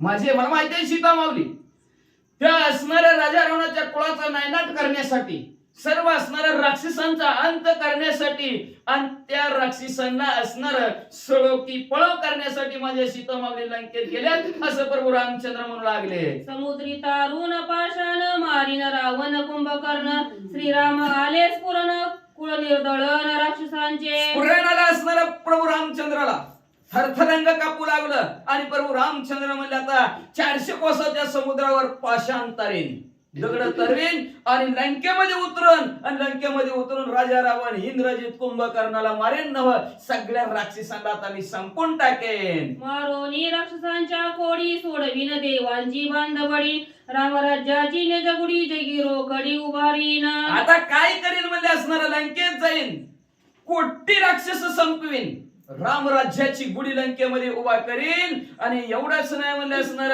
जी काय असणार 33 कोटी देवराजा रावणाच्या बांधावडीत आहेत, आता सर्वांची बांधावडी सोडवणार अशा प्रकारची प्रतिज्ञासारखं प्रार्थनापूर्वक प्रभू रामचंद्र बोलू लागले. ऐसा श्रीराम सर्वज्ञ जाणोनी भविष्याचे ज्ञान वा, वा. सीता शुद्धार्थ आपण भ्रमले पण स्वयंदावी. असं अशा प्रकारचे सर्वज्ञ सर्व जाणणारे प्रभू रामचंद्र. आपण आलोय कशासाठी पण आपण करतोय काही आपण आपलं वेगळंच असतं, त्याचं आपल्याला ज्ञान नाही आणि ते ज्ञान होण्यासाठी रामायण आहे. देवी दिला देह भजना गोमटा. देवाने भजन करण्यासाठी एवढा मोठा दिले इंद्रिय हात पाय कान मुख बोलावया वचन जेने तू जोडशी नारायण. या इंद्रियाने नारायण जोडण्यासाठी देवाने आपल्याला ध्येय दिला आहे. पण माणसं खाण्यासाठी जगावं का जगण्यासाठी खावावं हीच माणसाला कळाना. प्रभू रामचंद्राला कळलं, सर्वज्ञ असणारे प्रभू रामचंद्र आहेत आणि त्यांना कळलं आपलं आपण आलोय कशासाठी. पुढचं भविष्य प्रभू रामचंद्राने जाणलं गेलं आणि निवांत थांबले. पण आता नाटक करायचे ना, जगाला जर नाही दाखवलं बायको पळवून नेली तरी रडत नाही, काय बी ह्याला वाटत नाही. आपण बी ह्याच्यासारखं ते नेली म्हणून काय झालं, नेहमी रामाची नेली, राम निवांत राहिला, आपण बी निवांत राहू. लोक जिथं लाल दिसत तसं कावळा जसा टोचा मारतो तसं माणसं टोचा मारल्याशिवाय राहत नाही ती. म्हणून प्रभू रामचंद्राने काय केलं, लौकिक अर्थ म्हणले असणारा सीतामाऊलीचा शोध घ्यायचा आपण हा विचार असणारा मनामध्ये आणला आणि ब्रह्म म्हणजे वेड्यासारखं प्रभू रामचंद्र करू लागले. काय करू लागले ऐका. तैसी अवताराची गती तैसी अवताराची स्थिती वा. श्रीराम निघाला तैसी रीती सीता शुद्धार्थी विलप. विलपता असं म्हणले जे अवतार कार्याची आपली गती आहे, जे अवतार कार्याला आल्याबरोबर ज्या स्थितीत राहायचंय ती स्थिती लोकांना दाखवण्यासाठी प्रभू रामचंद्र आता सीता माऊलीचा शोध घेऊ लागलेले आहेत. घेता घेता घेता मोठ्याने रडायला लागल्यात. रडता रडता आता काय म्हणतात ऐका. श्रीराम अवतार सुनिश्चिती त्यासी लोकसंग्रहार्थी वा. वशिष्ठे नेमिला परमार्थ त्याची रघुनाथ संपादी. प्रभू रामचंद्र म्हणले कसे आहेत, अवतार धारण केलेले असणारे प्रभू रामचंद्र.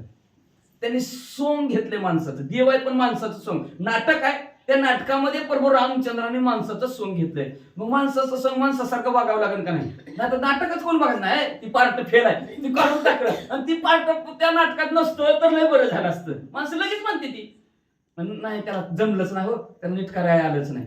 मग वशिष्ठ महाराजांनी मला ते नाटक जसं साकारायला सांगितलेलं आहे तसं मी नाटक परिपूर्ण करणार. लौकिक अर्थ त्या नाटकामध्ये मी काही कमी पडणार नाही. म्हणून प्रभू रामचंद्र सीता माऊलीचा शोध घेऊ लागलेले आहेत. आता शोध घेत असताना काय म्हणतात ऐका. अंतरी जाणोनी परब्रह्म भय सीतार्थी विरह भ्रम अंतरी स्वतः सिद्ध निष्काम भय दुःख धर्म सीता शुद्धी. अंतराच्या ठिकाणी प्रभू रामचंद्राची काय अवस्था आहे. आपण ब्रह्म आहोत, अहम ब्रह्मस्मी, मीच ब्रह्मा मी देव आहे असा भाव आहे. पण बाहेरून मग असं कसं काय, हे अजून सोपं सांगू का. आपलं काय असतं, पोटात एक पोटात एक. आता कळलं ना. आता पोटात काय आहे, मी ब्रह्म आहे, मी एक ब्रह्म आहे, मी देव आहे, प्रब्रह्म आहे मी. आणि पोटात काय, माझी बायको राजा रावणाने पळवून नेली आणि ती कशी तरी घरात आणली पाहिजे. दोघांनी मिळून अजून एकदम नीटनेटका संसार केला पाहिजे, पोट भरून खाल्लं पाहिजे, सुखाने आमचा संसार झाला पाहिजे. तिचा शोध घ्यायचा ही मनात वाटत असं प्रभू रामचंद्राचा आहे. म्हणजे वाचा. अंतरी अवदत प्रतीती भय सीता पुसे जीवा प्रती वृक्षवल्लीस येता का कुळती सीता निश्चिती मद सांगा. अंतराच्या ठिकाणी प्रभू रामचंद्र अद्वैत स्थितीवर आहेत. द्वैत नाही. ही सीता ही प्रभू रामचंद्र द्वैत नाही. दोघं एकच आहोत आम्ही. प्रकृती आणि पुरुष एका अंगाचे असणारे दोघं आहेत. त्याच्यामुळे आम्ही वेगळंच नाव अंतरातून बरं का.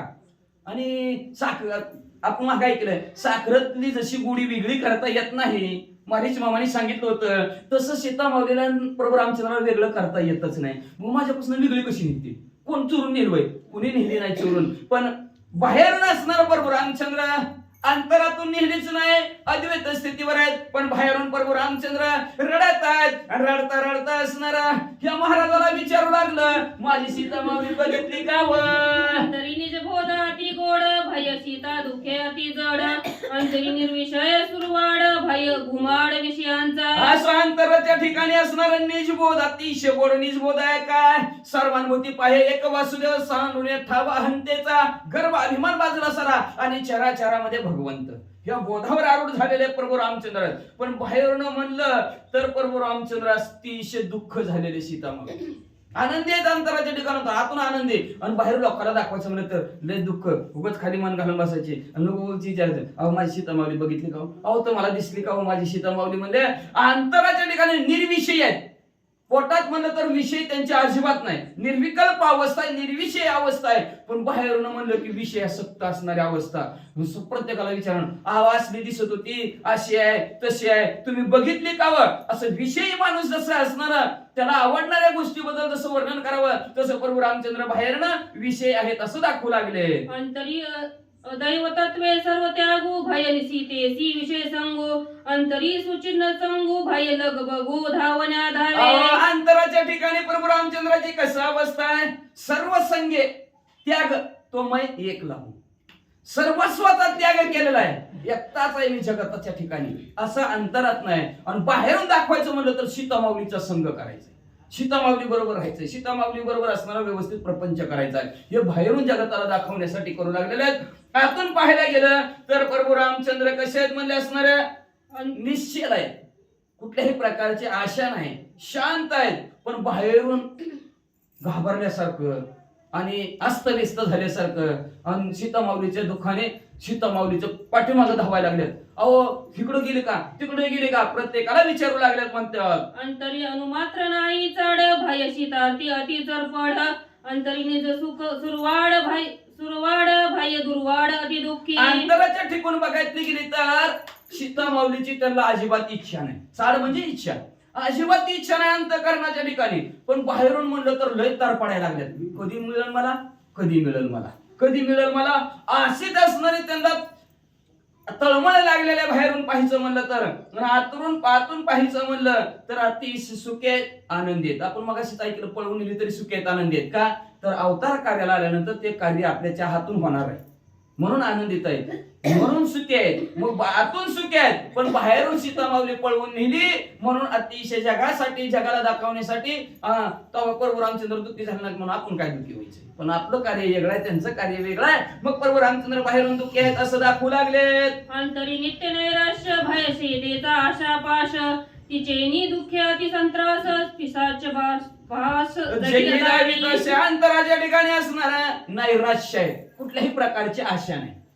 पण बाहेरून बघितलं तर सीतामाऊली रूपी आशाच्या पाशामध्ये गुंडाळून बसलेले आशा कधी मिळतील सीतामाऊली कधी मिळतील सीतामाऊली.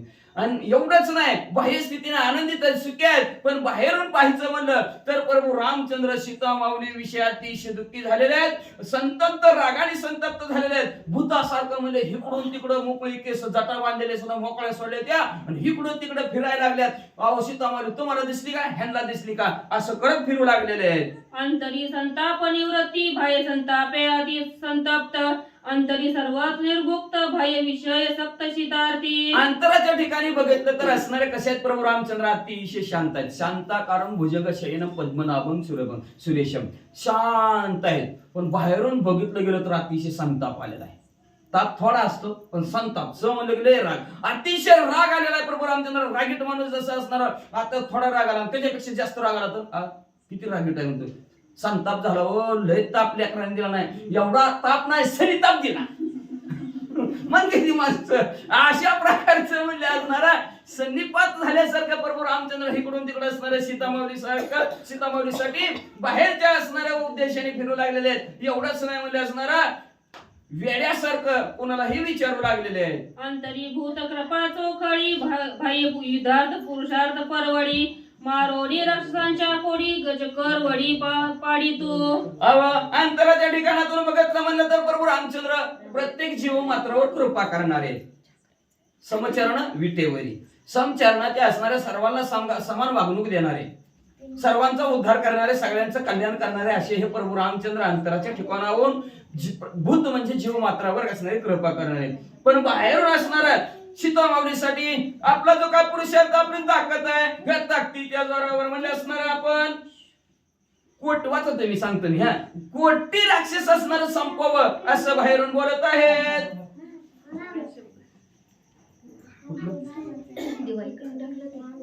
अकर्तात्मक अंतरी बोध अकर्तात्मक बाह्य दिसे युद्ध करता मारोनी राक्षसा समर्था लंकानाथा निर्दळीला. अंतराच्या ठिकाणातून बघितलं तर प्रभू रामचंद्र अकर्ता, कामच करायची गरज नाही त्यांना. काम करायची गरज आहे का देवाला? काहीच नाही, अकर्मच आहे. कुठल्याही कर्म करायची गरज नाही, काय काम करायची गरज नाही, अशी अवस्था आतून आहे. पण बाहेरून काय दाखवू लागले प्रभू रामचंद्र? मी करताय, मी करणार. काय करणार? राजा रावणाला संपून टाकणार, युद्ध करणार. अशा प्रकारचा आतमधनं काय म्हणत नाही, मी काय करू शकत नाही, शांत आहे. पण बाहेरून म्हणलं की मी म्हणले काय करणार? युद्ध करणार आणि त्या राजा रावणाला संपून टाकणार. सद्गुरु वरिष्ठांचे युक्ती श्रीराम वर्ते निजात्मस्थिती हे न कळे लोकांप्रती श्रीराम मूर्ती परब्रह्म. पण असणारे जे काय सद्गुरु असणारे वशिष्ठ महाराज आहेत, त्या वशिष्ठ महाराजांची असणारी युक्ती फक्त प्रभू रामचंद्रालाच कळू जाणे, शिष्यालाच कळू जाते की नाही, बाकीच्याला कधी कळणार? कशी कळणार? कळूच शकत नाही. तसं असणार हे प्रभू रामचंद्र केवळ कसे आहेत?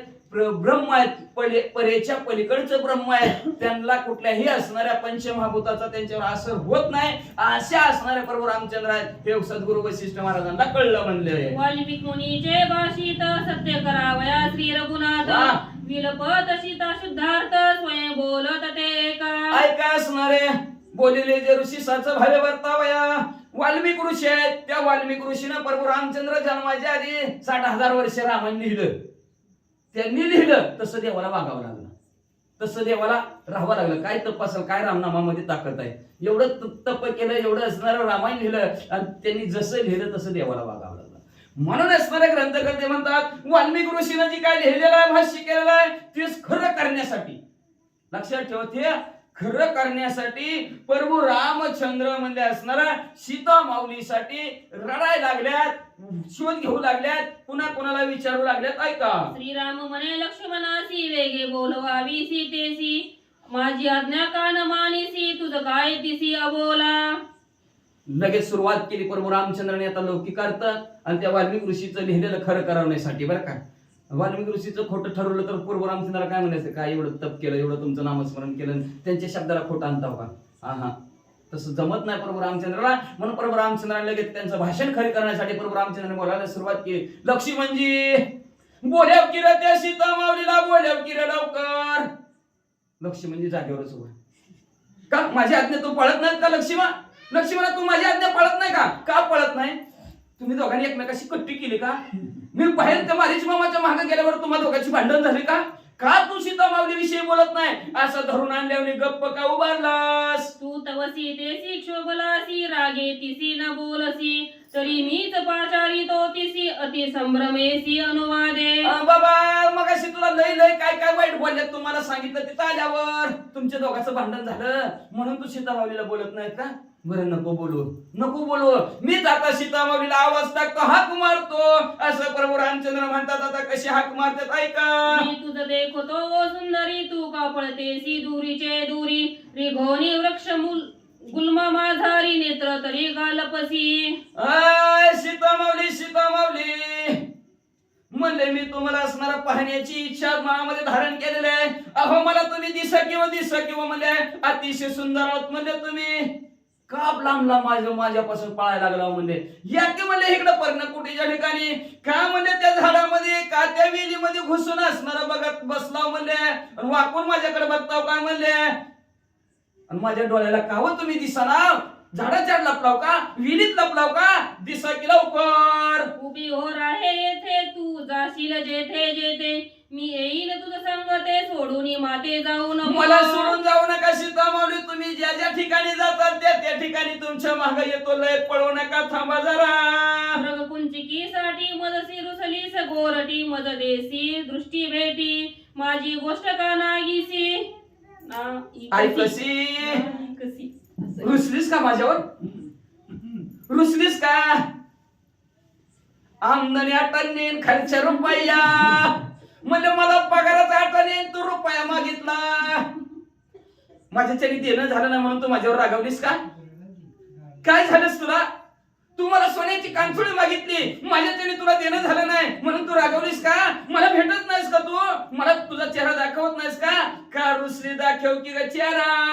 माझे सेवेशी तुझ आवडी मदन विसंबसी अर्धवडी ते तू आजी कडो विकडी वृक्षा बुडी कालपसी. माझी सेवा घडावी किती आवड होती माझी सेवेमध्ये तुला. रात्रंदिवस तू माझी सेवा करायची. कधी माझा तुला विसर पडला नाही. वनाच्या ठिकाणी तू माझ्या बरोबर पायी चालत आली माझी प्रभू रामचंद्राची सेवा करावी म्हणून. आणि आज का विसरलीस तू? का त्या झाडाच्या लपलीस? का माझ्या समोर येना? आणि का माझ्या असणाऱ्या शब्दाला तू आवाज देना? का माझी गोष्ट ऐकना? आज का सेवेत अंतर पडला? मृग मारोनी मज येता विलंब लागला तत्वता तेने शोभा झाला चित्त क्षमा सर्वार्थ मज करी. आपण जसं बोलावं तसं बोलायला लागले प्रभू रामचंद्र. हात जोडतो सीतामाऊली. मी त्या असणाऱ्या हरण्याच्या पाठीमागे पळत होतो. पळताना असणारा त्यांनी मला लांब नेलं बघ. आणि परत तुझ्याकडे माघारी येताना मला यायला उशीर झाला म्हणून तू रागावलीस का? रागू नको. एक तरी शब्द बोल. तसं लपून पळू नको. लक्ष्मण न करी तुझे वचन तेने झाली क्षोभायमान तथार्धी माझे लोटांगण क्षमा पूर्ण मज करी. हात जोडतो तुला क्षमा करे मला. लक्ष्मणजीनं तुझं बोलणं ऐकलं नाही का म्हणून तुला राग आला? असू दे. त्या लक्ष्मणजीच्या बदल्यात मी तुला लोटांगण घालतो. तुझ्या पाया पडतो. तुला हात जोडतो सीता मावली. पण त्या झाडाच्या आड लपलेले बाहेर या. कृपेने मज द्यावी भेटी सांगे जीवाची गुज गोष्टी तू एकाकी गोरटी वन विदुक्त दिकपुटी का झालीस?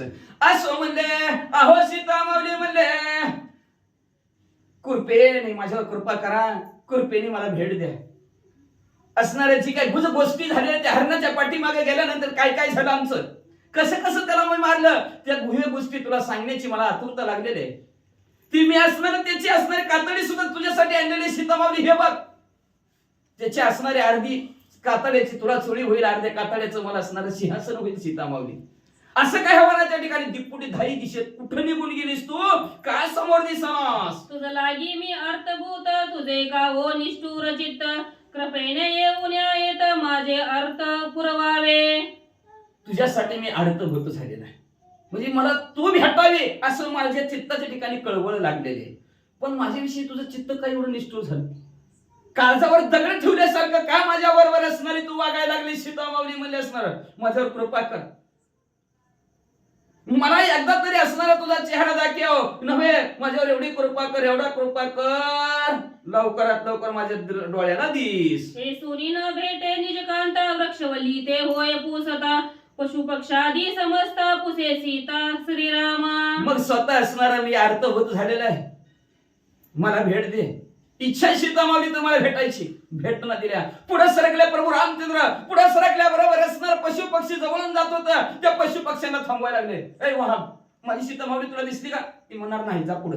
त्यातून पुढे गेले की भला मोठा हरी दिसलं तर त्याला विचारायचं माझी सीतामावली दिसली का? ती म्हणलं नाही. पुढे सरकायचे. असं करत झाडं होती. त्या झाडांना विचारू लागले माझी सीतामावली तुम्हाला दिसली का? विहिरींना विचारू लागले माझी सीतामावली तुम्हाला दिसली का? तुम्ही न बोला सकोपदा तुमचे चरणी माझा माता के उतकी आले माझी सीता मज तत्वता सांगावी. तुम्ही बोलत नव्हत. झाडांना तुम्ही बोलत नव्हत. मला माझी सीतामावली कुठं सांगितली ती? राग आला तुम्हाला माझा? बाबा तुमच्या पाया पडतो. तुम्हाला हात जोडतो. बोलावं माझ्याशी. काहीतरी बोला. एक तरी शब्दाने सांगा सीतामावली इकडे गेल्या सीतामावली तिकडे गेल्या. काहीतरी सांगावं. काहीतरी बोला की का तुम्ही मला सांगा ना. तुम्हाला हात जोडतो. तुमच्या पाया पडतो. माझ्या सीतामावलीचा पत्ता सांगा. देखोनी पर्वत पाषाण श्रीराम घाली लोटांगण तुम्ही करी कृपा करून सांगावी आपण सीता शुद्धी. तिथून पुढे सरकायचे. झाडापासून भला मोठा पर्वत दिसला. त्या झाड पर्वत रामचंद्राचा जो पर्वत उंच आहे त्याला लांबच दिसतं. म्हणून ते असणाऱ्या पर्वताला लोटांगण घालायचे. त्या रामचंद्र त्या पर्वताला हात जोडायचे आणि त्या पर्वताला म्हणायचं तुम्ही तरी सांगा किंवा आमची सीता कुठे दिसली. पर्वताच्या बाजूला असणारे दगड असतील त्यांच्या पायथ्याला त्या दगडाला सुद्धा हात जोडायचे. त्या दगडाला सुद्धा असणारे नमस्कार करायचे. प्रभू रामचंद्र तो दगडा तुझ्या सुद्धा पाया पडतो. सांग की ना माझी सीता मावली.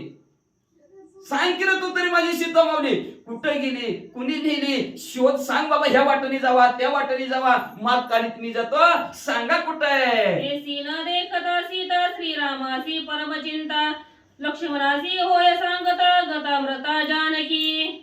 अशा प्रकारचं सीतामाऊलीचा शोध घ्यायला सुरुवात केली. कुणीही सांगलीतला नाही पत्ता, सगळे गप खाली मान घालून. परत सगळ्या असणाऱ्या पंचवटीच्या ठिकाणी शोध घेतला, सीतामाऊली सापडले नाहीत. बरोबर रामचंद्र लक्ष्मणच्या जवळ गेले, कुठं दिसा नाही, कुणी बी सांगा ना, इकडे गेली तिकडे गेली म्हणून. लक्ष्मणजी सीतामाऊली मेल्या का काय रे बाबा, बघ लवकर. श्रीराम म्हणे सीता एकली राक्षस भये पळवून गेली, किंवा अपभये निमाली अथवा मारिली राक्षसासी. काय झालं असेल हो लक्ष्मणजी? सीतामाऊली आपल्याला दिसणार, ज्या अर्थी दिसत नाही त्या अर्थी इथं कोणीतरी राक्षस आले असतील, त्या राक्षसांनी सीतामाऊलीला मारलं असेल. किंवा गडबमच्या तगडबम अकरा विकला त्या राक्षसाला बघितल्या बरोबर घाबरून सीतामाऊली जागच्या जागेवर मेले असतील का म्हणले असणार. किंवा म्हणजे एखादा राक्षस जवळ आला असेल सीतामाऊलीच्या आणि त्या राक्षसाने सीतामाऊलीला मारला असेल का लक्ष्मणजी? काय झालं असेल माझ्या सीतामाऊलीचं सांगा तुम्ही. राक्षसी सीता मारून स्वेच्छा केले भक्षण, ऐसे बोलून रघुनंदन मूर्छा पन्न अति दुःखी. काय केलं असेल? एखाद्या असणारा कुरून महाकुरून राक्षस आला असेल, त्या राक्षसाने लक्ष्मणजी सीतामाऊलीला मारला असेल आणि मारून त्या राक्षसाने सीतामाऊलीला खाऊन टाकला असेल म्हणजे असणार. नंतर आपल्याला सीतामाऊली ह्या पर्णकुटीच्या ठिकाणी दिसणार ती असं म्हणलं, रडायला लागले प्रभू रामचंद्र. आणि प्रभू रामचंद्राची आपल्या भाषेत लय रडलं की दात खिळी कशी बसती तसं दात खिळीपर्यंत प्रभू रामचंद्राची बसली, म्हणजेच प्रभू रामचंद्र बेशुद्ध पडले. सीता सीता म्हणता वेळोवेळा वाळले ओठ सुकला गळा, अश्रुपूर्ण आले डोळा जनक बाळा केवती आहे. सीता सीता म्हणून असणारा प्रभू रामचंद्राचा गळा सुकला गेला, घशाला कोरड पडली प्रभू रामचंद्राच्या डोळ्यात नसणाऱ्या घळघळ अश्रू वाहू लागला, रडायला लागले प्रभू रामचंद्र. आणि रडता रडता म्हणून लागले, कुठे गेली सीता माऊली तू, कसं दिसना. मूर्छा पन्न मूर्छेत हाय सीता म्हणत, सीता विरहे श्री रघुनाथ दुःख विभूत अति दुःखी. अतिशय दुःखाने असणाऱ्या सीता माऊलीच्या दुःखात प्रभू रामचंद्र दुःखाच्या थरवत पडल्यात, बेशुद्ध पडल्यात. बेशुद्ध पडल्या तरी हाय सीता, कुठे आहे सीता, कुणाला दिसली का माझी सीता, अहो कुणीतरी सांगा की माझी सीता, असं म्हणतच बसलेले आहेत. पडे अडखळले उठे बैसे सीता सीता म्हणे आवेशे, सीता विरहे लागले पिसे क्षणा क्षणा पुसे जानकी. काय सांगायचं, उठायचं उठायचं पळत पळत पळत पुढे जायचं, पळालं की अडखळून पडायचं आणि पडलं की म्हणायचं, अहो माझी सीता माऊली तुम्हाला दिसली का. अभिषेनी विचारलं, अहो तुम्हाला तरी दिसली असेल, तुम्ही तरी सांगा की सीता कुठं गेलीस तू, कुठं बसलीस तू, का मला रसणार दाखव बोलनास, कुठं आहे ती का पत्ता मला सांगा ना. म्हणून प्रभू रामचंद्र चलत चलत पडत अडखळत सदा असणार सीता माऊलीच म्हणू लागलेत. आता काय शेतीची आशा म्हणून धावे धाई दिशा, सीते लागी झाला पिसा अति आक्रोशे विलपत. आता कशाची सीता माऊली, कशाचं काय आशा लागली सीता माऊलीची. नक्की असणार ह्या बाजूला गेले असतील, त्या बाजूला पळायचं, पूर्वेकडे गेले असतील पूर्वेकडे पळायचं, पश्चिमेकडे गेले असतील पश्चिमेकडे पळायचं, पूर्व पश्चिम दक्षिण उत्तर अग्नी निवृत्ती वायव्य ईशान्य खाली आणि वर हे 10 दिशा आहेत. 10 दिशेला प्रभू रामचंद्र येड्यासारखं इकडून तिकडं माझी सीता माऊली बघितली का, दिसली का विचारू लागलेले आहेत आणि मोठ्या मोठ्याने रडू लागलेले आहेत. हा सीते म्हणून पाहे सबोते, न देखून या सीते ते वनी वनाते परिभ्रमे. हा सीता, हे सीता, इकडच्याला विचार तिकडच्याला विचार, आजूबाजूला दिसल त्याला विचार करता करता वन प्रभू रामचंद्र हिंडले गेले, पण सीता माऊलीचा शोध काय लागला नाही. वनाच्या ठिकाणी असणारा अतिशय दुःख अवस्थेत प्रभू रामचंद्र इकडून तिकडे फिरू लागलेले आहेत. कोटे अडखळे कोटे उडे कोटे रडे कोटे पडे, सीता विरहे झाले वेडे पाहे चौकडे जानकी. सीता माऊलीच्या दुःखाने वेडे झाले प्रभू रामचंद्र. कुठं थांबायचे, कुठं पडायचे, कुठं कुणाला विचारायचे, कुठं कुणाला म्हणायचं तुम्ही बघितली का, असं करत करत सरत वेड्यासारखं जिकडं दिशा वाट दिसल तिकडं पळू लागलेले आहेत आणि सीता माऊली विचारू लागलेले आहेत. सीता सीता म्हणून देख अति आक्रोशे मारी हाक, लक्ष्मणा तू माझा सखा उगीच तू का पाहतोसी. सीता म्हणायचे, कुणी बघितली का, कुणाला दिसली का, अशा प्रकारचा असणार आवाज टाकायचे. कुठनं दिसाना, कुठनं आवाज ओ म्हणलेला येणार. लक्ष्मणजी जवळच होते, लक्ष्मणजीवरच राग काढायला लागले. बघ आता झाले त्यांच्या घरचा राग तिसऱ्यावरच असते. असं आपल्या भांडणं घरची झाली की लेकरा बाळावरच राग. काय केलं, काय गुन्हा केला का त्याला करा बोलाने? काय नाही, त्याला सणा वागले तिथला राग त्याच्यावर आहे का नाही? असली पंचायत दोघात तिसरा आणि सगळं ते विसरा. मग तसं लक्ष्मणजी जवळ होतं. लक्ष्मणजीकडे बरोबर रामचंद्राने म्हणले, अरे काय बघतोस म्हणले, पिच्या. मग काय, श्री गणेशाय नमः, श्री सरस्वते नमः. सीते वेद तू धाव पाव अति संभ्रमेची देवी केवळ. मी गर्दुरी घेतो नाव, माझी करू नका हो नुपजेची. ग्रंथकर्ते श्री संत एकनाथ महाराज या ठिकाणी सांगतायत सीता मातेचा विरह. भगवंत दाखवू लागले बाह्य स्वरूपातून. सीतेला हाका मारू लागले, दगडाला विचारू लागले, पर्वताला विचारू लागले, झाडाला, वेलीला, पशु पक्षाला, श्वापदाला, प्रत्येकाला सीताचा शोध, सीतेचा पत्ता भगवंत विचारतात. का रुसलाची सांग तिनी म्हणून अंग टाकी धरणी. शेवीची दावे उन्मतपणी वनी काननी गवसीत. आणि सीता दिसली नसल्यामुळे भगवान परमात्मा अडखळून धरणीवरती पडले. चक्कर आल्यासारखं झालं, जमिनीवरती पडले. लगेचच सावध झाले. दगडाला, झाडाला, वेलींना कवटाळू लागले, मिठ्या मारू लागले असं सांगतात. दूर्या कर कुठे पर्वत शिखरे गिरी गवरे गुहे कंदरे. शोधिता श्रीराम सौमित्रे सीता सर्वत्र दिसेना. आणि सीतेचा शोध घ्यायला सुरुवात केली. दऱ्या असतील, गुहा असेल, पर्वत असतील, प्रत्येक ठिकाणी, प्रत्येक दरीमध्ये, पर्वतामध्ये, गुहेमध्ये जाऊन बघायचं. तरी सुद्धा सीता भेटत नव्हती, सापडत नव्हती. सीतेचा शोध रामचंद्र लक्ष्मण घेऊ लागले. श्रीराम म्हणे सौमित्रेशी शोधिता पर्वत देशोदेशी. सीताला भेटे आम्हाशी शुद्धी कोणाशी पुसावी. रामचंद्र लक्ष्मणाला विचारतात, लक्ष्मणा सीता दिसत नाहीये. आपल्याला जेवढं दिसतंय प्रत्येक ठिकाणी आपण शोध घेतलेला आहे. सीता आपल्याला दिसतही नाही, सापडतही नाही, आणि विचारायला सुद्धा कोण दिसत नाहीये. आपण कुणाला विचारायचं? ह्या वनामध्ये आपल्या दोघांशिवाय कोणीच नाहीये. कुणाला विचारावं? कोण आपल्याला सीता सांगेल? भगवंत विचारतात. शुद्धी पुसावया जाण हे केवळ म्हणे विजर. शोधिताना भेटे जन काय आपण करावे. काय करावं लक्ष्मणा? कोणाला विचारायचं? सीता माणसंच नाही ती या असणाऱ्या वनामध्ये. तापसी नाही, साधू मुनी नाही, ऋषीजन नाही, कोणी सुद्धा नाही, विजय नाही. आपण दोघच आहेत संपूर्ण या दंडाकारण्यामध्ये. कुणाला विचारायचं सीता? कोण आपल्याला सांगेल सीतेची शुद्धी? भगवंत विचारतात. आईसे बोलता श्री रघुनाथ सीता विरये सम्रातात. पुसोरावे तो पर्वत सर्वत माता वृक्षांशी. आणि मग भगवंत विचारू लागले. पर्वताला विचारायचं, त्याला लोटांगण घालायचं, नमस्कार करायचा, झाडांना कवटाळायचं, झाडांना विचारायचं, श्वापदाला, पशु पक्षाला.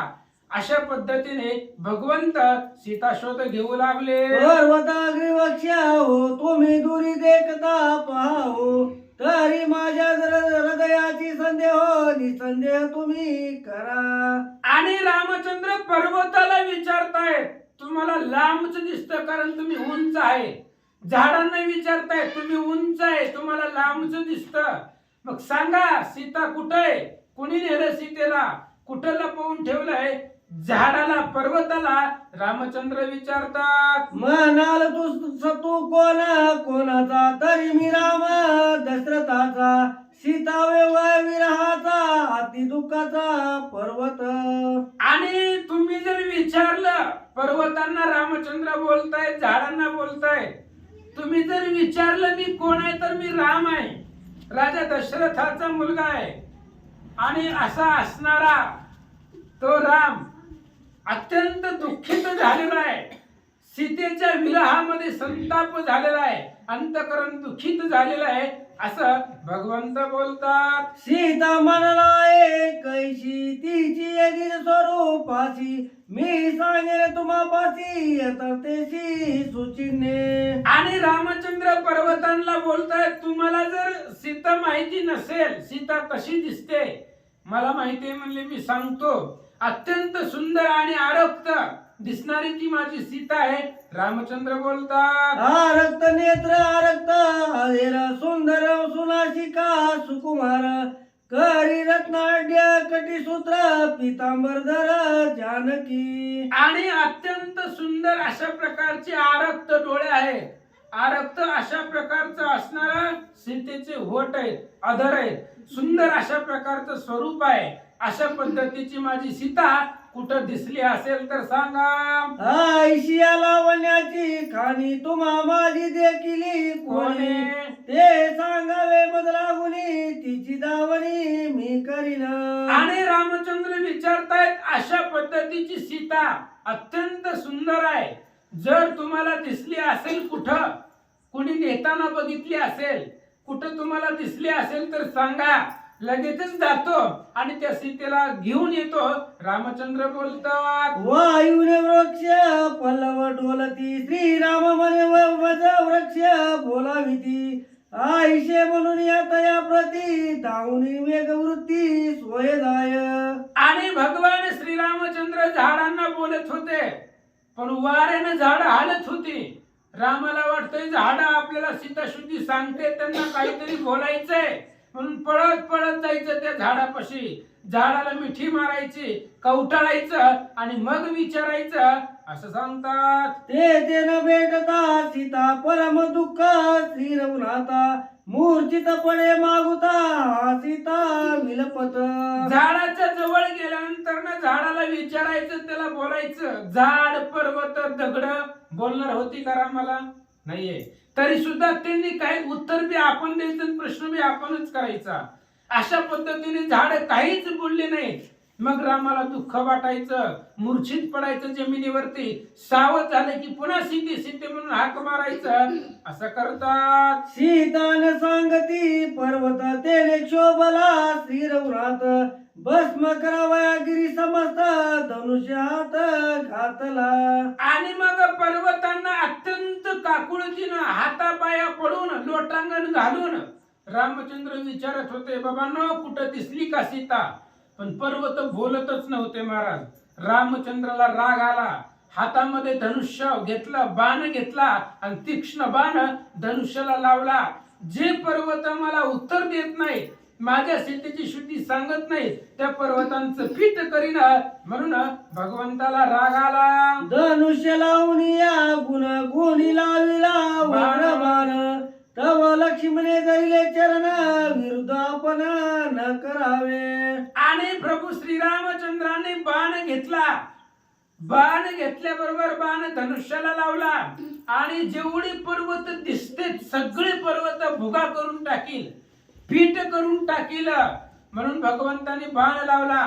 लक्ष्मण धावले, रामाचा हात धरला, रामचंद्राच्या पाया पडले आणि सांगू लागली, देवा ह्या सृष्टीचा सांभाळ आपल्याला करावा लागेल. निरपराध ये पर्वत याचा करू नये घात शांत करून श्री रघुनाथ पुढे वनात चालिले. आणि लक्ष्मणजींनी सांगितलं, रामा सीता शुद्धी सांगत नाही, त्या पर्वताचा काय दोष आहे, पर्वतांचा काय अपराध आहे?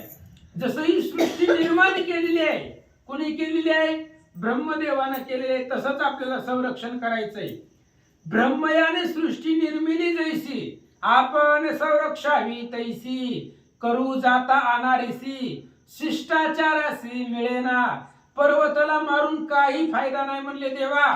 लक्ष्मणानं कसं तरी रामाला शांत केला आणि पुढे सीतेच्या शुद्धीसाठी दोघे जण निघाले. मार्गी जाता रघुनंदन देखे सीतेचे सुवर्णभूषण लक्ष्मणा धाव म्हणून सीता येणे मागे नेलीशी. आणि थोडेसे अंतरावरती गेल्यानंतर ना काल आपण ऐकलं, सीता अलंकार मणी रस्त्यानं टाकीत टाकीत टाकीत जात होती. आशा होती की रामचंद्र येतील आणि तेच टाकलेला अलंकार सुवर्णबद्ध रामचंद्राला रस्त्यामध्ये दिसला. त्यावेळेस रामाने सांगितलं, लक्ष्मणा याच मार्गाने सीता गेले असं सांगतात. आता माग लागला खरा धावणे करू तो मित्र वीरा तवर टांकित दे कोणी दरा श्रीरामचंद्राची चिंता. आणि थोडासा माग लागलाय. सीतेचा अलंकार तिच्या असणारा मणी सुवर्णबद्ध असणारा आपल्याला सापडला. याच मार्गाने सीता गेलेली आहे. म्हणून लक्ष्मणा लवकरात लवकर चला, याच रस्त्यानं याच त्या ठिकाणी मार्गाने जाऊ. थोड्याशा अंतरावरती गेल्यानंतर ना तिथली जी जमीन होती ती जमीन रक्ताने भिजलेली रामाला दिसले.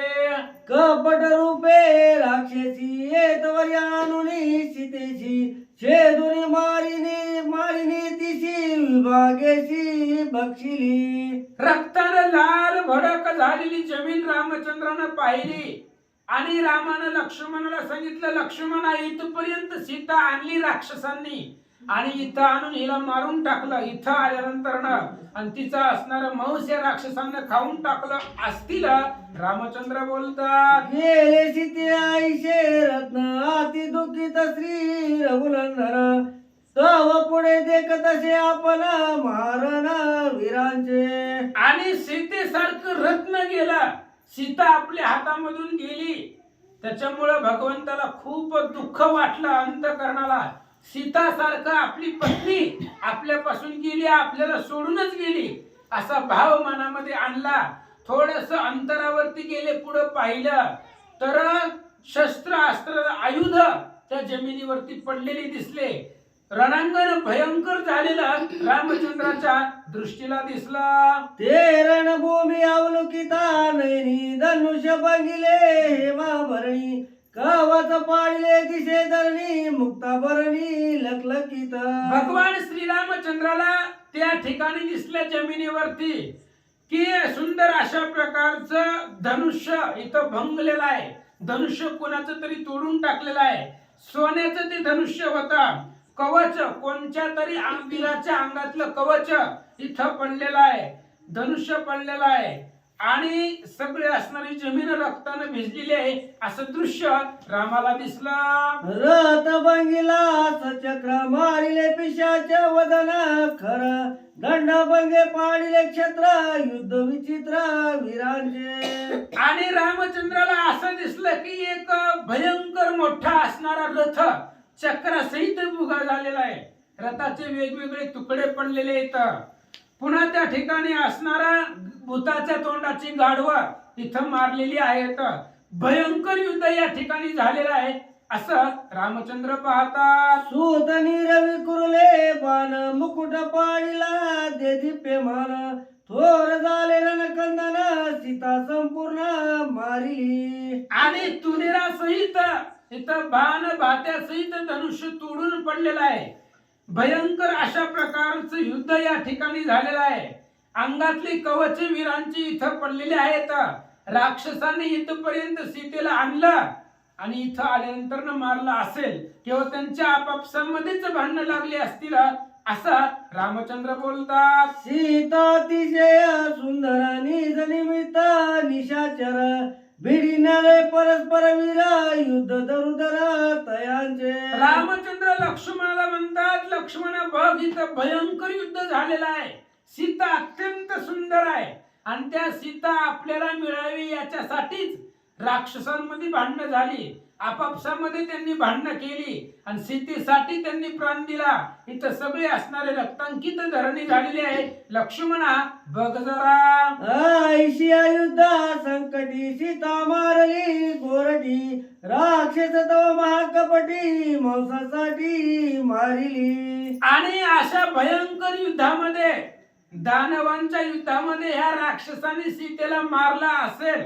अत्यंत सुंदर असणारी माझी पत्नी ह्या राक्षसांनी मारली आणि तिचं मांस भक्षण केलं असेल असं रामचंद्र बोलतात. सीता मारिली राक्षसी काय मुख दाखवू अयोध्येशी काय सांगो जनका पाक्षी क्षत्रिय धर्माची हे लाज. आणि सीतेला जर मारलंच इथं तर 14 वर्ष आता संपत आलीच. 6 महिने राहिले गावाकडे गेलो तर काय सांगू तिथं अयोध्येमध्ये काय तोंड दाखवू. लोक तर बोलायला रिकामीच झाली. बोलीत होती ना रामाला, तोंडावर बोलला होता समुद्र महाराज. कळी काळ घालून तोडरी दोघे बंधू धनुर्धारी चोरून नेली सीता सुंदरी लोकांतरी अपकीर्ती. समुद्र बोलला होता तोंडावर, काय दोघ जण एवढी बलवान असताना कडी काळ पायावर लोळवताना असताना बायको सांभाळता आलं नाही. अशा पद्धतीची लोक बोलतील गावाकडे गेल्यावर. काही तोंड दाखवू अयोध्येला, आई वडिलांना असणाऱ्या कौशल्याला, कैकेयीला, सुमित्रेला काय दाखवू. एवढंच नाही तर सीतेचा बाप आहे जनक राजा, त्या सासऱ्याला काय तोंड दाखवू, काय सांगू. रामचंद्र बोलतात, काय सांगू सीतेचे मातेशी, काय सांगू निज जनन्यासी. सीता हरवली वनवासी, काय हृदासाची मी सांगू. काय सांगू. आता गावाकडे गेल्यावर सीतेची आई भेटायला आली आणि सीतेच्या आईने जर विचारलं मला सीता कुठं आहे, तर काय सांगू. त्या सीतेच्या आईला काय होतं तिचं नाव, सुमेधा बोले भाववचना, जीव श्रीरामासी दिला अंदना. त्या सुमेधेने जर विचारलं जावाई बापूंना, कुठे माझी मुलगी, वनवासामध्ये तुम्ही नेली होती, कुठं ठेवली, काय सांगू त्या सुमेधेला. जनक राजाला काय सांगू. जर विचारलंच त्यांनी तर काय सांगू. भगवंत बोलतात, लाज लागली यस कितीशी, लाज लागली क्षत्र वृत्तीशी, लाज लागली मज मानसी, सीता वनवासी हरविली. माझ्या यश कीर्तीला, वंशाला लाज लागली महाराज. आमच्या वंशामध्ये आतापर्यंत कधीच बायको चोरीला गेली नाही. आणि मी वनवासामध्ये आलो आणि माझं राम लक्ष्मण असताना, दोघे एवढे बलवान असताना बायको वनामध्ये हरवली. सगळी यश कीर्ती आतापर्यंतची धुळीला मिळवली. आजपर्यंत राजांना आम्ही लाजवलं, असं रामचंद्र बोलतात. लाजविला निज पुरुषार्थ, स्वर्गी लाजल श्री दशरथ. लाज झाली ती लोकात, तेने श्री रघुनाथ शोभला. रामचंद्राला राग आला, आपली निंदनीय अवस्था झालेली आहे. स्वर्गामध्ये राजा दशरथ आहे, त्या दशरथाला सुद्धा लाज वाटेल स्वतःची, असं कृत्य आपण केलंय. स्वर्गामधून सुद्धा दशरथ बघत असतील आणि त्यांना सुद्धा वाटेल की पत्नी यांना सांभाळता आली नाहीये. आजपर्यंत धैर्य, वीर्य, यश, कीर्ती, माझं शौर्य, माझं पराक्रम सगळं आज त्या ठिकाणी हरवलं गेलं. सगळ्या माझ्या यश कीर्तीला लाज लागली, म्हणून भगवंताला राग आला. सुमित्र पाहे अंगवन, मारून घेतले धनुष्य बाण. सीते निमित्त पैजान, बाणे निर्दळीन तिन्ही लोक. आणि मग अशी आपली अपकीर्ती होईल. सगळ्या वंशाला, सगळ्या लोकांना, सगळ्या सुहजनाला आपल्यापासून लाज वाटेल असं वर्तन आपल्याकडून घडलं. याचा असणारा क्रोध रामाला आला. रामानं हातामध्ये धनुष्यबाण घेतला आणि लक्ष्मणाला सांगितलं, लक्ष्मणा माझी ताकद बघ म्हणले. ह्या सीतेसाठी अख्ख्या त्रिभुवनाचा वध करतो, त्रिभुवन जाळून टाकीन, जाळीन हे जगती तळ. झाला क्रोधाग्नी कल्लोळ, काळा काळ श्रीराम, जग जाळायला देव तयार झाला. राक्षसी नेलिया सीता सुंदर, सकुल सुपत्र सपरिवार. राक्षसाची करीन घरा, शिरदारा निवटोनी. आणि रामचंद्र विचारतायत, लक्ष्मणाला बोलतायत, हातामध्ये धनुष्यबाण आहे. जर कोणत्या राक्षसानं माझ्या सीतेला घेऊन गेला असेल तर अराक्षसी करीन धरा. ह्या जमिनीवरती राक्षसच ठेवणार नाही. स्वर्ग पाताळ मृत्यूच्या ठिकाणची राक्षस मारून टाकीला. रामचंद्र बोलतात, सीता पाताळी नेता जन, पणगाते निदाळीन. दानव मानवाते विधान, गोळसीन त्रिशतम ते काय. सीता जर पाताळामध्ये नेली असेल तर दैत्य, दानव, पन्नग यांचा वध करील, दानवांना सर्व जिंकील आणि ते असणाऱ्या त्रिदशप्ते असणारे जी काही राक्षस आहेत, तिन्ही वर्गातली, तिन्ही लोकातली असे असणारे सगळ्या राक्षसांनाही मारिला. भगवंत बोलतात, राक्षसी मारली सीता, देशी जरी यम होय नेता. त्याचे करीन मी गाता, यमदूत समावेत. आणि जर राक्षसांनी सीतेला मारलंच असेल तर मी यम लोकाला जाईल आणि त्या यमाचं थोबाड फोडील आणि यमापासून सीता आणील. कारण सीता म्हटली होती, रावण ज्यावेळेस घेऊन चालला होता त्यावेळेस सीतेने सांगितलं होतं, रावणे माझा केलिया घात, ऐसा प्रतापी श्री रघुनाथ यमाचे पाडोनिया दात मज निश्चित सोडविल. म्हणून कोणत्या राक्षसाने जर सीतेला मारलं असेल तर यमाकडे जाईल, त्या यमाला शिक्षा लावील आणि तिथून सीतेला परत आणील. रामचंद्र बोलतात, ये दंडी तो जगाची बाणी मी दंडी ना त्याची आणून नेदी जरी सीतेची तरी मी त्याची दंडी ना. यम अख्ख्या जगाला दंडन करतो, कारण प्रत्येक जीवाला यमाची भीती आहे. यमाला अख्खं जग थरथर कापतंय. सगळ्या जगाला दंड देणारा, शासन करणारा तो यम आहे. यम जगाचा नियंता आहे आणि त्या यमाला सुद्धा मी दंड करील आणि त्याच्यापासून माझ्या सीतेला सोडून आणील. रामचंद्र बोलतात, ये माची मी नळी निमटी कळी काळाची फोडी ना कवटी दामुनी सकल सृष्टी सीता गोरटी आणि ना. त्या यमाच्या सुद्धा नरडीचा घोट घेईल महाराज, काळाला दंड करील. काळ काळा ते आकळीत काळा ना कळे रघुनाथ तो बैसला गिरी गुहेत सीता शुद्ध्यर्थ नटनाट्य. काळाला सुद्धा न घाबरणारा तू रामायण त्या काळाचा सुद्धा घोट घेईल आणि त्या काळापासून माझी पत्नी सीता सोडून आणील. रामचंद्र बोलतात, मी तव काळाचा कळिता तंका ते निर्दळिता मर दोन्ही लोका समजता आणि न सीता निमदासे. हातामध्ये धनुष्यबाण घेतलेला आहे आणि धनुष्यबाण घेऊन लक्ष्मणाला बोलतायत काळाला दंड करील. तिन्ही लोक एकाच बाणामध्ये दहन करील, जगाला शिक्षा लावीन आणि सीतेला सोडून आणील.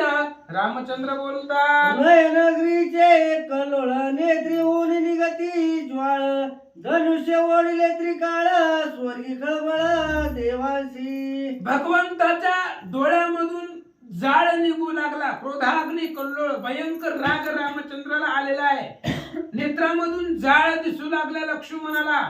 धनुष्य कानापर्यंत ओढलेला आहे आणि संपूर्ण त्रिभुवनाला संपवण्याचा विचार रामचंद्र करतात. देवदानव ऋषीश्वर वेले कापती थरथर आंदोळले चराचर श्रीराम दुर्धर क्षोभला. रामचंद्राला भयंकर राग आलेला आहे. रामचंद्राने फक्त धनुष्याला बाण लावलेला आहे, कानाडी ओढलेली आहे आणि सगळे असणारे देव दानव गण गंधर्व यक्ष किन्नर सूर असुर ऋषीजन सर्वजण तळमळू लागले, घाबरू लागले. रामचंद्राच्या प्रतापापुढे सर्वजण थरथर कापू लागले. सीतेची अशुद्धी साठी क्रोध जाळ पाय सृष्टी बहे उमा जोंबे कंठी दाके पोटी सदाशिव. आणि ज्यावेळेस रामानं धनुष्याला बाण लावला त्यावेळेस पार्वतीनं महादेवाच्या गळ्यात मिठी मारली. म्हणलं काय चाललंय, प्रळय करायचं तुमच्याकडे डिपार्टमेंट आहे, इथं पृथ्वी तलावर कसं काय प्रळय व्हायला लागलाय. त्यावेळेस महादेव सुद्धा दचकले, आपल्याकडे आता आपल्या ताकदीच्या बाहेरच आहे. रामचंद्र रागवल्यावर आपण काय करणार आहे, आपण फक्त जय श्रीराम, दुसरं काही करू शकत नाही. महादेव सुद्धा धाकले, पार्वती सुद्धा घाबरल्या, चराचराला प्रलय निर्माण झाला. ह्या सीतेचा शोध घेण्यासाठी संपूर्ण जगाचा विध्वंस रामचंद्र करतील असा आवेश येऊ लागला. श्रीराम काळग्नी रूप क्रोधाय मान ते देखुनी दाके लक्ष्मण तोंडीचे पाणी गेले पळून कंपयमान भयभीत. रामचंद्र काळ अग्निरुद्र प्रलय अग्नी अशा पद्धतीचा भयंकर रागीट चेहरा रामाचा दिसू लागला. भयंकर राग आलेला आहे. लक्ष्मणानं बघितलं, लक्ष्मणाच्या तोंडातून शब्दच फुटाना.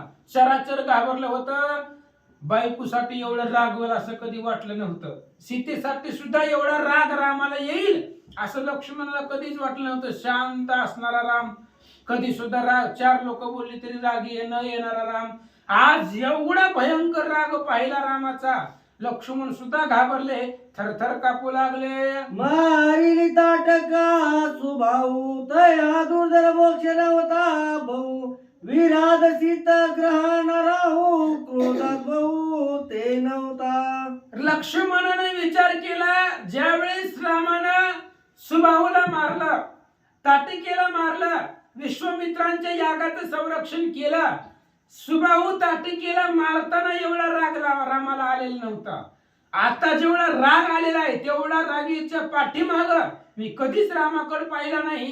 लक्ष्मणजी बोलतात, हिरोनी राज्य वस्त्राभरणा पायी कैकई दाडिले वना ते हा मोक्ष नव्हता जाना श्री रघुनंदना लागोनी. आणि ज्यावेळेस कैकईनं सगळं राज्य हिरावून घेतलं, अंगावरचे कपडे काढून घेतले आणि अनवाणी पायानं वनवासाला पाठवलं, तेव्हा सुद्धा रामाला एवढा राग मी पाहिला नाही. एक रामे आपण वदिले त्रिसरा कुर दूषण तय ऐसा क्रोध दारुण नाही आपण देखिला.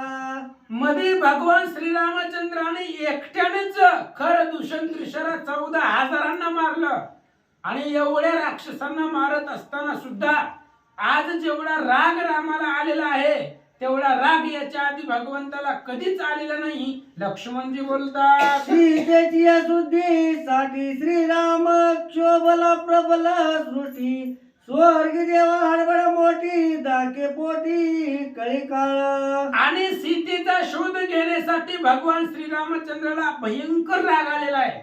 जर माझी सीता भेटलीच नाही तर संपूर्ण सृष्टीचा नाश करील, वध करील, जळून टाकील. एवढा आवेश रामाचा पाहिला.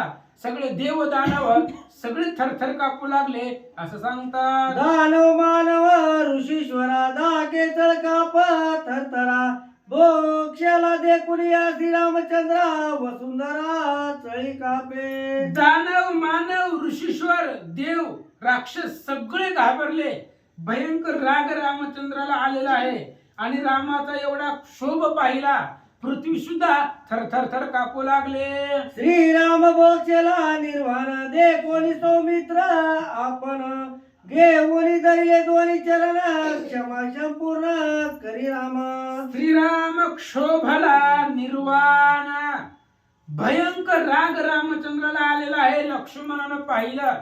आता रामाचा राग शांत करणं लक्ष्मणाशिवाय दुसरं कोण आहे? आणि दुसरं कोणाची ताकद आहे रामाच्या पुढे येण्याची? त्यामुळे लक्ष्मणानं सांगितलं, घालीन लोटांगण वंदीन चरण. म्हणले महाराज थोडा राग शांत करा.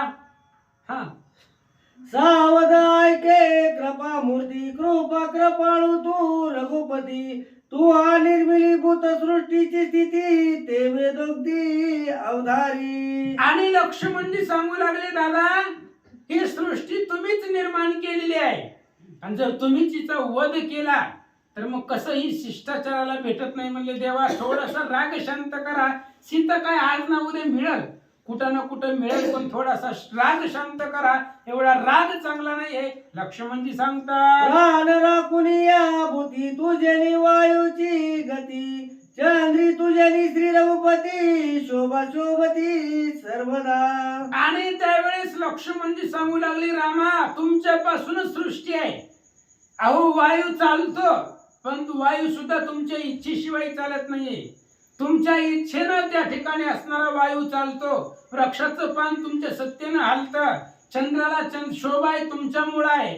अशा पद्धतीने लक्ष्मणजी सांगतात, तुझे निज तेज स्थिती सूर्यासी तजे अति दीप्ती तुझी क्षमे क्षिती ते भूते वाहती सर्वदा. अहो तुमची आज्ञा आहे भगवंता. तुमच्या सत्तेशिवाय जगामध्ये काहीच चालत नाहीये. सूर्य रोज टायमाच्या टायमाला उगवतो, मावळतो. ही तुमची सत्ता आहे. तुमची सत्ता आहे म्हणून सगळं घडतंय. म्या बोलविल्या वेद बोले, म्या चालविल्या सूर्य चाले, म्या हालविल्या प्राणू हाले, जो जगाते चाळीता मी, असं म्हणणारे तुम्ही आहे. आणि तुमच्या सत्तेनं सूर्य चालतो, तुमच्या सत्तेनं चंद्र येतो, तुमच्या सत्तेनं चंद्र सूर्याचं गमन आगमन आहे असं लक्ष्मणजी बोलतात. समुद्र वेळा राखे सर्वदा काळ तुझा दिन सदा आकाळ प्रलय न करी कदा निज मर्यादा हे तुझी. तुमची मर्यादा आहे महाराज. समुद्राने सुद्धा मर्यादा पाळलेली आहे. समुद्री रेखा ओलांडावी, पृथ्वी भूते व्हावी, हे आज्ञा माझी. तुम्हीच सांगितलेलं आहे समुद्राला किती उसळायचे ती किनाऱ्याच्या आतमध्ये, किनाऱ्याच्या बाहेर पाण्यानं यायचं नाही. पृथ्वीनं किती जरी पापी असला तरी त्याचं वजन सहन करायचं. ही पृथ्वीला तुमची आज्ञा आहे. पर्वताला सांगितलेलं आहे पाऊस किती जरी मोठा आला तरी जाग्यावर हालायचं नाही, छत्री मागायची नाही, काय नाही. निवांत ही तुमची आज्ञा आहे. तुम्ही सांगितलं म्हणून चालतंय. काळाला सुद्धा आकलणारे तुम्ही आहेत. लक्ष्मणजी बोलतात तू आजी स्थिती काळाची अकाळ प्रलय करू पाहसी विचारून जमानची क्षमा शोभासी करी रामा. आणि भगवंता तुम्ही थोडासा विचार करा. राग येणं साहजिक आहे महाराज. आता बायको नेली म्हणल्यावर कोणाला राग येणार नाही. राग येणं साहजिक आहे, पण एवढा राग चांगला नाही म्हणले. थोडासा शांत करा.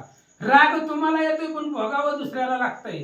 त्याच्यामुळे थोडस राग उपशमन करा. लक्ष्मणजी बोलतात तू सृष्टीचा अधिकर्ता तुझे बाळक विधाता आपली परिपूर्ण पूर्णता श्री रघुनाथा आठवी. रामचंद्र तुम्ही आठवा. ब्रह्मदेव तुमचं लिखरू आहे ती सुद्धा थरथर कापलंय. त्यालाही टेन्शन आलंय. पृथ्वी निर्माण करणं एवढं सोपं आहे काय? कसं तरी निर्माण केलंय आणि ते जर पुन्हा अजून तुम्ही मोडलं पुन्हा कोण निर्माण करायचं? नवी सृष्टी पाहो करावे ना. दुसरी सृष्टी कोण निर्माण करायला कोणाला जमायलंय? त्यामुळं ब्रह्मदेव सुद्धा थरथर कापायलंय. अशा पद्धतीने लक्ष्मणजी सांगतात आईचे ऐकोनी सौमित्रा वचन निज बोक्षाते स्वय प्राशुन संतोषुनी स्थिर उल्लंघन दिदले आलिंगन सौमित्रा. लक्ष्मणाचं वचन ऐकलं आणि जो काही आलेला राग होता तो गिळला. भगवान श्री रामचंद्रांनी राग शांत केला आणि लक्ष्मणावरती प्रसन्न झाले आणि लक्ष्मणाला रामाने मिठी मारले. ऐकोनी बंधूची विनंती संतोषला श्री रघुपती प्राशुनिया क्रोधावृत्ती सुख शांती तुष्टला. लक्ष्मणाची विनंती रामचंद्रांनी ऐकली. सुख शांती रामाला भेटली. लक्ष्मणाला त्या ठिकाणी असणार आलिंगन दिला. जो आलेला राग होता त्या रागाचं उपशमन केलं असं सांगतात. संतोषोनी श्री रघुपती दोघे बैसले सुखस्थिती झाली पौर्णिमा पूर्ण राती उदय प्राप्ती चंद्राची. आता रात्र झाली महाराज. पौर्णिमा होती त्या दिवशी आणि पौर्णिमाचा चंद्र जो होता तो चंद्र पौर्णिमेच्या दिवशी क्लिअर दिसतो आणि चंद्राचा उजेड बाहेर पडतो. पौर्णिमेचा चंद्र शोभायमान आकाशामध्ये दिसू लागलेला आहे. रामचंद्र लक्ष्मण चालत होते. रात्र झाली. ऐका एका जनार्दना शरण आठवीचा पूर्ण पण श्रीराम सुखे सुखवून केले शयन तृणशये. ग्रंथ करते श्री संत एकनाथ महाराज सांगतायत प्रसंग असा आहे. पौर्णिमेची रात्र आहे. वरती चंद्राचा प्रकाश आहे. गवताच्या आसनावरती रामचंद्र झोपलेले आहेत आणि आता इथून पुढे रामचंद्राची काही काही अवस्था होते. उद्याच्या प्रसंगामध्ये ऐका. स्वास्ती श्री भावार्थ रामायण अरण्य कांडे कार्टिकाय श्रीराम सीता शोकल विलापन नाम 19 अध्याय. कुंडली